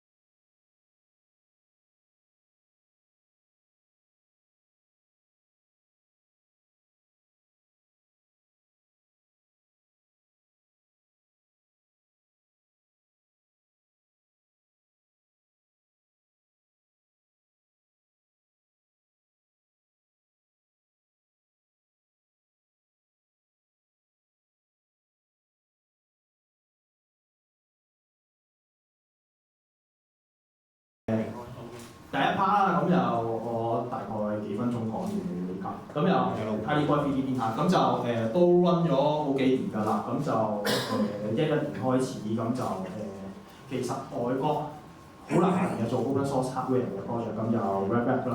咁當時香港冇乜人做嘅，咁我哋就都幾個朋友買咗套件翻嚟就自己搞啦。咁其中我哋好想做到就本地化咗佢，咁就後尾我哋就出咗一個嘅叫 Tidy Boy 嘅 project。咁其實個目的就希望個個學生都有自己嘅 3D printer 去用，尤其是呢幾年開始講 STEM 嘅教學，咁其實係好適合可以幫到小朋友去學習 STEM 啊，或者真係做 maker， 自己有部機自己整啲創作出嚟。咁所以其實我哋都係想鼓勵學生。唔係就係買部 3D printer 啦，甚至呢部 3D printer 我哋係鼓勵學生自己去整嘅。咁其實呢個 project 咁如果大家有興趣可以上翻我打來咗個網址有www.tidyboy.net， 咁就上邊有晒啲open source 嘅文檔喺度啦，即係包括個設計圖啦，啲組裝嘅步驟啦，啲 parts 可以喺邊度梳醒啦。咁呢2-3年更新得慢少少嘅，因為個型號都成熟咗，咁就其實都甚至乎有啲外國嘅地方有啲廠家攞咗嚟自己出空嘅。咁但係我哋都基本上都唔緊要，因為我哋係CC by SA open 咗出去嘅。第一代就 NC 係啦，第二代就CC by SA 啫，係啦。咁就其實個設計我哋希望就做得簡單啲，就個個學生都砌到啦。早幾年前其實我哋都搞過個 event， 就係200個學生一齊砌 3D printer 啦。咁當然啦，我哋想搞呢個 3D printer 同外國嘅分別最大係咩嘢咧？咁點解我哋要自己 localize 去做？咁其中一個我哋就希望外國嗰啲比較複雜嘅當然，咁我哋希望做一部簡單啲嘅版本，同埋香港同埋國外咧都好多地方有laser cutter，咁就可以，因為我哋嗰啲全部用膠片去組裝嘅，咁就好容易去揾到可能學校有laser cutter，咁就可以做到切割去組裝自己嘅 3D printer， 咁學校可以自己組裝，學生可以自己去整啦。咁就我哋最希望做到就1人1部機。原因就係好簡單嘅啫。如果學校你知啦，得1-2部機咧，嗰啲就demo機嚟嘅啫，就學生冇機會用嘅。咁我哋最希望就學校如果可以，甚至乎唔怕學生整壞自己去 maintenance， 甚至乎係交低俾學生去自己去 maintenance， 其實阿 Sir 又開心，學生又好玩又學到嘢。咁所以我哋特登設計到細部，甚至乎希望佢可以個學生帶翻屋企。即係如果喺學校又唔切，咪帶翻屋企咯部機咁樣。咁個 project 就因為咁即係開咗之後都 run 咗呢幾年，咁就香港都有成30幾間學校有用緊我哋啲 solution 嘅。咁就講咗之前個背景啦。咁近期我哋雖然靜咗啲嘅，咁但係其實做緊嘢。其中一樣我哋就想同雲端嘅一啲 application 去結合佢啦，因為其實而家在座有幾多人係有玩過 3D printer 嘅？有啦，最煩係咩嘢啊？畫完 STL 之後抌落去 slicer 切，跟住就切完之後抌落部機印。咁其實如果喺教學上邊係好複雜嘅，因為教完個學生點樣去畫個立體 ，export STL 抌落 slicer 切片，切完片之後抌落部機印。講都覺得好係嘛？咁所以其實我哋好希望做到係 seamless， 個學生設計完之後撳掣就印。咁我哋向緊呢個方向進發嘅。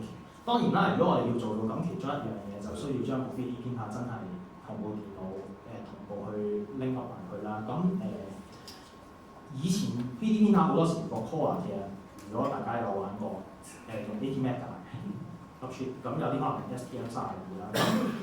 近期就 ESP32就做到好平啦，國內而家買1粒28蚊人民幣，係啦。咁我哋而家就其實啱啱早幾個月開一 part，就我哋想做塊 shield，咁就用粒 ESP32咧，就去取代翻以前舊嘅 ATmega 嘅 hardware 嗰版，咁就當然啦，呢、個我哋都係 open source 嘅呢版電腦版，咁就而家其實晒咗版，咁就test 緊嘅，不過做唔切呢幾日大家都好忙，係，咁又係咯，暫時擺低咗，開頭諗住做咗個 demo 嘅，咁又都暫時擺低咗。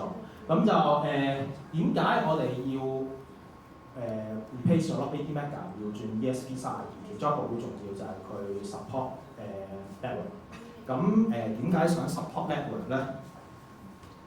其實我哋頭先講過啦，用 VD 下高手嘅梗係用得掂啦，但係如果新入門嗰啲其實都幾唔知點用同埋唔知點埋手，咁所以我哋好想做一啲嘅 Apps， 可能喺手機啊或者喺一啲嘅 tablet 度，咁學生好簡單，可能我哋就住唔同嘅 item， 即係就住一啲唔同嘅教學項目，咁就寫一啲唔同嘅 Apps， 咁就可以直接即刻上堂去用到。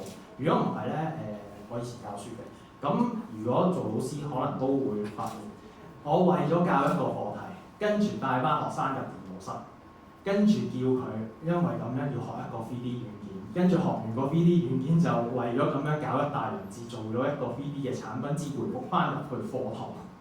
咁其實係好嘥時間、好沉㗎呢個過程。咁所以我哋就希望直接會唔會係可以做咗啲 open source 嘅 API， 咁等唔同嘅開發者好快咁樣可以寫個 app 直接去 call， 就頭先我所講嘅，我直接喺個 app 度做少少嘢，咁我就係 print， 咁就得出個 app 出嚟。咁呢個字係可以老師咧上面係擔心嘅係呢個位，因為太長啦嗰陣嘢。咁我哋希望喺呢個位做多少少嘢。咁另外咧亦都頭先所講啦，咁我哋希望個學生攞呢部 3D 片唔知做乜嘢啦，我哋盡量諗多啲唔同類型嘅教學嘅教材啦 ，STEM 相關嘅嘢啦，譬如Leo show 啲相係咩嚟嘅咧？其實教啲學生點樣做模具咯，咁就好簡單，畫咗個模教佢嗰個就做翻簡嘅，基本上咁就可能科學科咁樣，科學其實有陣時都問我可唔可以做啲模具出嚟揼嘢啊咁樣。咁如果我哋要好複雜，個電腦科老師講，好複雜要教佢，可能最簡單而家可能學界係用 Tinkercad 咁樣，咁你都要教佢畫一大堆嘢之後至出到呢嚿嘢複雜嘅。咁有冇辦法做得簡單啲咧？咁但係而家我哋都有啲 sample 會講嘅。咁又另外可能呢個又做字粒去做硬皮啦。咁亦都學界如果冇記錯有間學校啦，咁就佢哋都係做字印刷嘅，結合 3D 編程，咁就會教即係同中文科咁樣 HKOSCon。但係如果你話我要去 Tinkercad 畫咗個字粒個模，畫咗個字粒個外殼，跟住執粒字粒落去，跟住字做切片咁樣係好複雜嘅。咁有冇辦法可以簡單啲咧？喺呢個過程教學，咁我哋係諗嗰啲方法嘅。咁就當然啦，我哋呢一 part 我做硬件嘅，咁軟件咧我另外個 partner 咧，咁就會介紹下嘅。多謝阿 Parker 啱啱分享啦。咁2個月前咧，阿 Parker 提出咗一個 idea， 同我講就話，可唔可以將整一個名牌嘅呢樣嘢簡單化佢咧，整到佢可以好容易揀幾隻字，然後 drag and drop 咗呢個名牌出嚟咧。相信大家都知道，外面有好多 3D printer 嘅課程咧，都係以整個 name tag 為一個第一堂咧最開始嘅一個課程咁樣嘅。咁所以咧，我用咗大概2個禮拜時間咧，就開發咗一個叫做 Magotag 嘅名牌生成器啦。咁佢係一個簡單講係個 web app 啦，用 HTML5 同 JavaScript 嘅技術咧寫出嚟嘅。咁最特別地方就係佢可以 deploy 去 Raspberry Pi 上面。咁所以咧，你要 install 啊，或者係要即係灌張 SD 卡擺落去 Raspberry Pi 方便嘅時候生成器。咁同埋咧，最特別嘅一點就係咧，佢係好適合於喺 demo 同埋教學嘅用途嘅。佢哋有4個步驟嘅啫。第一，揀字 drag drop slicing 同埋 save 喺 SD 卡度就可以入得㗎。咁我有2分鐘嘅片開俾大家睇下啦。咁你見到咧，而家咧我用緊呢個嘅 Web Desktop Environment 咧叫 A Cloud 啦。我陣間後面會再深入解釋呢個咩嚟嘅。咁你開咗個 Magotag 嘅 Web App 啦。然之後你可以有啲好簡單嘅 instruction 啊，話你聽要做啲乜嘢。咁之後咧，你就可以開始揀字啦。咁當然嘅成日都英文support啦。咁嗰個正方形咧，其實就係嗰個 printer 個 print back 同嗰個字嘅相較大小嘅一個 reference 嚟嘅。打完之後咧，撳下一步咧，你就可以開始做一個簡單嘅 drag drop 調整啲位置啊，調整所有嘅嘢咁樣。你見到呢啲字咧唔係普通嘅字嚟，佢有呢一條線喺中間嘅，因為呢住嘅全部都係一啲 pre-slice 嘅 model 嚟嘅。咁所以咧，你見到咧撳落去即刻 slash， 即刻可以寫，即刻可以把 SD 卡度印咧。原因就係因為咁啦，因為全部都係 pre-slice 嘅，所以咧後台咧淨係做一個好簡單嘅 JavaScript manipulation， 即係 Raspberry Pi 上面都可以同時間 handle 好多個 request 咁樣。呢度就係一個 online 嘅 JavaScript view， 可以俾大家睇下，如果真係 print 出嚟嘅時候結果係咁樣佢。係啦，咁啊省去咗好多你要學 3D modeling 嘅時候嘅嗰啲時間啦咁。即係佢哋 tune 嗰啲個 print quality 嗰啲就唔知得㗎。係咩啊？如果你話想 tune 個 print quality 嗰啲，我哋講到啦。咁但係咧，因為呢個系統咧要兼容大部分嘅 printer 㗎嘛，所以咧你知道 3D printer 成日好麻煩好多嘢搞嘅，所以基本上我花咗大部分2個禮拜嘅時間咧，都係處理將成個你 Q 入面有一點嗰個設定咧，全部將佢變到一個 web server 上面可以用到嘅 GUI， 你全部都可以透過個 GUI 嚟設定。咁所以就算冇 programming 底都好啦，你要 deploy 落去用咧，只要校幾個掣啊，或者校下啲數據就可以用到啦。即係有啲printer 你而家插上嘅時候，有啲未support嘅，但係大部分已經用得㗎上面。下載點下載？Q&A 就問到。咁咧關於呢樣嘢咧，啱啱 Parker 都講到啦，喺學校入邊咧，可能有好多部 3D printer 㗎嘛，係咪？咁我諗緊就係到底你點樣可以用一啲技術啊、一啲方法咧，去將一大紮 3D printer 雲端化佢，令到佢可以好簡單咁控制到一大紮 3D printer。咁所以咧，呢幾個禮拜咧，我都開發緊一個叫做3D 打印嘅遠端控制器啦。咁佢係基於一個ESP32啦，同埋 SD 卡上面嘅一個 file system 咧，去做嘅一個 control interface 嚟嘅。咁最主要佢嘅特點就係兩樣嘢啫，第一啦簡單易用啦，第二就係支援呢個空間嘅 protocol。好多啲空間 protocol 咩嚟嘅？我陣間後面都會睇呢個部分會再解釋嘅。咁最主要嘅三大部分啦，第一個就係個 G-code sender 啦。如果你聽過 auto print， 有冇聽過 auto print？ 或者係聽過 ESP3D 都會有 G-code sender 上面。8週月嗰個。係啦，冇錯，8週月嗰個。咁咧另外咧有兩個特點喺呢條入面有嘅，第一個就係一個 File Explorer 啦，第二個就係一個 offline 嘅 G-code preview 啦。咁呢個係呢個禮拜初嘅開發進度啦，呢個禮拜都比較忙，冇乜時間去做呢個 development。咁左邊咧係 ESP32嘅 serial output 啦，右邊就係呢個3D 佢個 website 點解咁忙？得清啲啦。咁咧你見到咧佢右邊咧有3大嘅 header 嘅呢度，呢個咧3個咧就係個 HDS protocol 用嘅一個 header 嚟嘅。咁佢特點就係咧，當你有呢3個 header 嘅時候咧，你就可以喺 A Cloud 嘅雲端環境上面咧 detect 到呢一個 device 喺度。簡單嚟講咧就係唔需要 set 任何 DHCP， 唔需要 set IP 任何嘢，即刻就可以喺嗰個空間咧嘅 interface 度咧 scan 咗出嚟㗎。但因為啱啱寫好，所以未有 driver 暫時。咁咧，其中呢個功能咧，支援幾樣嘢嘅。第一個就係 upload G-code 啦，你應該喺 ESP3D 或者 auto print 都用過呢功能啦。咁就係一個好簡單嘅 upload interface， 大概咁樣樣啦。同埋咧，呢個系統最特別嘅地方就係有一個file explorer。如果你用 auto print 或者 ESP3D 你知道咧，佢係冇一個 file structure 嚟傾喺嗰個 system 上面嘅。但係咧，如果你透過我呢個 system 去用嘅話咧，你就可以 browse 到成張 SD 卡入面所有嘅 file。同埋所有嘅file tree 啊，咁同埋咧有個特點就係咧，你可以 real time preview 幾乎任何你 browser 支援到嘅 file， 例如話簡單嚟講就係例如話你嘅 G-code 啊，因為佢第一次開，所以你知 browser 要 cache 一啲 CSS JavaScript 要耐啲時間啦。咁但係咧基本上簡單嚟講就係你可以 real time 咁喺 ESP32上面 preview 到一個 G-code file 啦，同埋其他嘅 file， 例如話好似一啲 PDF 啊。PNG 啊，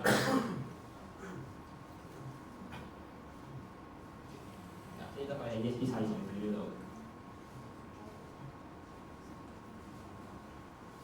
咁呢個 project 咧最主要嘅開發目標咧，就係想令到有一個 centre 嘅 printer hub 咁嘅嘢咧，可以控制你屋企一部 3D printer 或者係公司或者學校一大扎嘅 3D printer cluster 都可以做到呢樣嘢。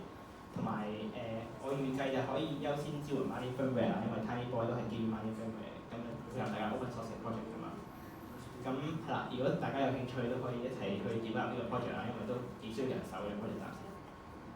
好啦，去到一個比較技術啲嘅部分啦。咁我講咗 Home Dynamics 同埋 A Cloud 兩個 keyword， 你應該唔知咩嚟嘅。咁 A Cloud 同 Home Dynamics 係咩嚟嘅咧 ？A Cloud 咧係一個我用咗3年時間開發嘅一個 project 嚟嘅，佢係一個喺 Raspberry Pi 上面運作嘅離散式雲端系統嚟。咁 Home Dynamics 咧就入面一個 system 係一個 IoT pipeline 嚟。咁呢度係一個 minimum requirement of A Cloud system 啦。見到其實入面只係一部 PySQW。咁成個雲端咧，基本上可以 fit 入去一個11.8×3.8cm 嘅 form factor 入邊。咁我以啱嗰個 system 為例子啦。咁啱個係基於 ESP32嘅一個3D printer 控制系統係咪？咁其實咧我啱講嘅部分咧就係基於呢度上面嘅嘢啦。咁底層咧有呢個 hardware 啦，有 Debian base 嘅 Linux 啦 ，Raspberry 係一個例子啦。然後上面有個 A Cloud 嘅雲端系統最層啦。咁呢個 A Cloud 層係咩用咧？佢主要係用嚟提供3大嘅重要部分嘅。第一個就係distributed file system 啦，第二個就係一個UID base 嘅 routing 啦，即係話一個 DHCP 嘅。咁樣嘅話咧就可以 prevent 咗 user 設定 IP 嘅時候嘅一大問題啦。同埋最後一個就係 Home Dynamics 嘅 IoT pipeline 就係呢度啦。咁遲啲咧我會開發一個 for 3D printer cluster 用嘅一個 web application 啦，然後喺上面咧就會用到connect 咗一大扎嘅 ESP32，就係我啱啱講嘅嗰啲 ESP32 project 啦。再上面咧就一開始開發講嘅 Tiny Boy， 可以好多部 Tiny Boy， 同時係有一部 Raspberry Pi 就係做咁樣效果嘅。咁係啦，呢個係一個 A Cloud 嘅場面環境啦。咁你覺得點解好似同某個自動 update 嘅 OS 差唔多樣啦？咁其實因為咧，如果你用個 Azure 或者係用個 Google Cloud 同埋 Cloud 名唔緊要啦，總之就係你要佢咧佢有嗰一層嘅 system setting 好麻煩。咁做到咁嘅樣咧，最主要係唔想嚇親啲用家，令佢覺得哇好 friendly 嘅呢個系統，係試下用呢個系統咁樣嘅。係啦，咁雖然個樣係同某個 OS 差唔多啦，但係實際上後邊係近 Linux 多啲嘅。佢有好多層嘅 microservice architecture 後邊咧，係 support 住呢個 web desktop environment， 包括有嗰啲 authentication 啊、upload API 啊、file system 嘅 bridging 啊等等。係啦，咁其中咧啱我講到個 Home Dynamics system 咧，其中一個 system 嚟㗎啦。咁佢原本係設計俾 IoT 用嘅，即係話開下燈啊、開下喇叭、開下門啊咁但係後來咧因為佢個 protocol 有呢個嘅 support 咧，所以佢就後來加咗啲 ESP32 camera 串流啊，最後甚至去到 IoT 控制嘅 3D printer 都做到嘅基本上。咁你會問點解我唔用 MQTT 咧？大家知 MQTT 係咩嚟㗎嘛？係一個 open source 嘅 IoT communication 一個 method 嚟嘅，一個 protocol 嚟嘅。咁因為呢個 Home Dynamics 嘅原因，用呢原因係因為佢有一個 distributed 嘅，即係話你可能有 set 2-3部Raspberry Pi 度，咁萬一冧咗1-2部咧，都可以照運作到同埋系統。同埋佢可以用network isolation 啦，去避免咗外邊入侵咁樣，都算係一個安全上嘅優點。咁詳細嚟講就係咁樣啦。每次有一個 device， 每個 user 要連一個 device 時候咧，佢 real time cache 一個 web app 落去你手機上面運作嘅。所以就算個 server 係 digital 都好啦，只要你個手機連到嗰個 IoT device 咧，就可以控制到嗰個 device 㗎。咁係啦，因為呢個 project 仲進行緊啦，雖然已經開始3年㗎啦已經。咁但係係啦，呢個就係我而家最新嘅目標咧，就係做一個 dynamic blueprint 嘅 programming interface 啦。咁大家如果玩過 IoT 都知道你要揼曲㗎嘛，好麻煩，寫好多 program 啊，去連接好多唔同嘅嘢啊咁樣。咁我想做到一樣嘢就係咧，佢有一個好似類似咁樣嘅 programming interface。如果大家用過Unreal Engine 嘅話，應該都見過呢啲類似嘅嘢啦。可以俾你去由唔同嘅 module 中間拉嚟拉去啲線咧，去變成每個 module 當佢 detect 到某啲嘢嘅時候，佢 behave 某啲嘅特別行為咁樣嘅。咁呢個係計劃中嘅一個 project 嚟嘅。咁暫時今年嘅目標咧，我預計可以優先完成 ESP32同埋雲端 3D 大 cluster 部分啦。咁當然啦，如果呢部分有人幫手嘅話，就可能做得更加好、更加快啦。另外就係會亦都係 open source 呢個 Home Dynamics project 部分基礎嘅部分咁樣嘅。如果各位有興趣嘅話，歡迎 conference 之後嚟同我聯絡咁樣啦。咁我都有其他比較有趣啲嘅 open source project 啦，例如話呢個budget 嘅 3D scanner 啦，或者係一啲特別嘅中文輸入法等等，都可以喺我 GitHub 上面揾到嘅。好。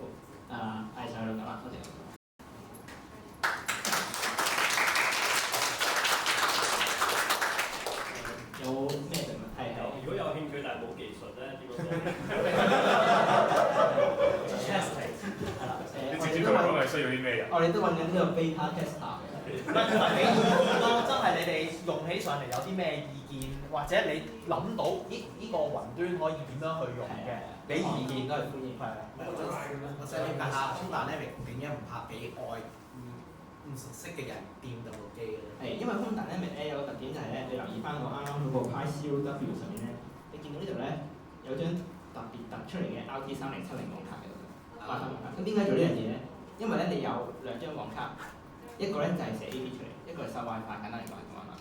咁你所有 RT device 電落去呢部 Raspberry Pi 上面嘅 WiFi A.P. 度，咁你咪可以做一個 firewall 做交換。意思佢要另外建立一個 access point 嘅。係啦，佢有另外一個收彈出嚟嘅。不過如果你話想連翻個本身嘅 wireless network 都可以嘅，係。兩個都可以係。仲有冇其他有興趣知道更多或者係一啲問題咁？咁我問得㗎。好啊好啊。如果連翻個同一個 WiFi access network 嘅，你其他人都會見到部機咧？其他人都會見到部機嘅，但係喺空大 Pro 入邊咧，我遲啲會 open source 一大隻 Arduino 嘅 template 咁嘅嘢，可以 upload 上去 ESP 閉路度嘅。咁嗰啲咧入邊你可以 set credential 嘅，即係你可以 set password、set username 咁，然後喺個雲端入邊 set 翻你嘅 username 同 password， 咁就會 match 到淨係你一樣 password 一樣 username 嘅 device。係。你頭先講緊你哋用 Pro 啊，同埋你就聽所謂即係一個花有一大扎喺面。係係係。咁其實應該你個 system 唔會限制到你用喺譬如 Automaker 啊，即係用 Cura Base Slicer 嘅 3D printer 嘅都應該。冇錯，呢個係我之後一個按高人嘅 project 嚟嘅。咁咧佢係一個 web base 嘅 slicer base on Cura 嘅。咁但係佢而家最卡住嘅問題就係諗緊辦法點樣可以將啲 parameter 由 Cura engine 個拉出嚟，係呢個問題。如果你有 Cura engine 對 Cura engine 研究，你知道佢有100幾個嘅 parameter 編入去啦，每次有 size 就我而家仲研究緊嗰啲嘅 parameter 啦，因為冇一個正式嘅 documentation 咧，所以呢邊比較麻煩。請問你嗰個 app 而家係冇得 download 咧？你講邊個？你個寫明係個 app。嗰個 app 我諗我今晚或者係後日會 up 到上啲 up 嘅。你擺埋個網址咯，係咯。係有網址啊！我見到喺呢度係啦。有興趣可以隨便。快得定影唔知。唔緊要，有興趣可以隨便去睇下，有好多有趣嘢嘅裏邊。係。有冇其他問題？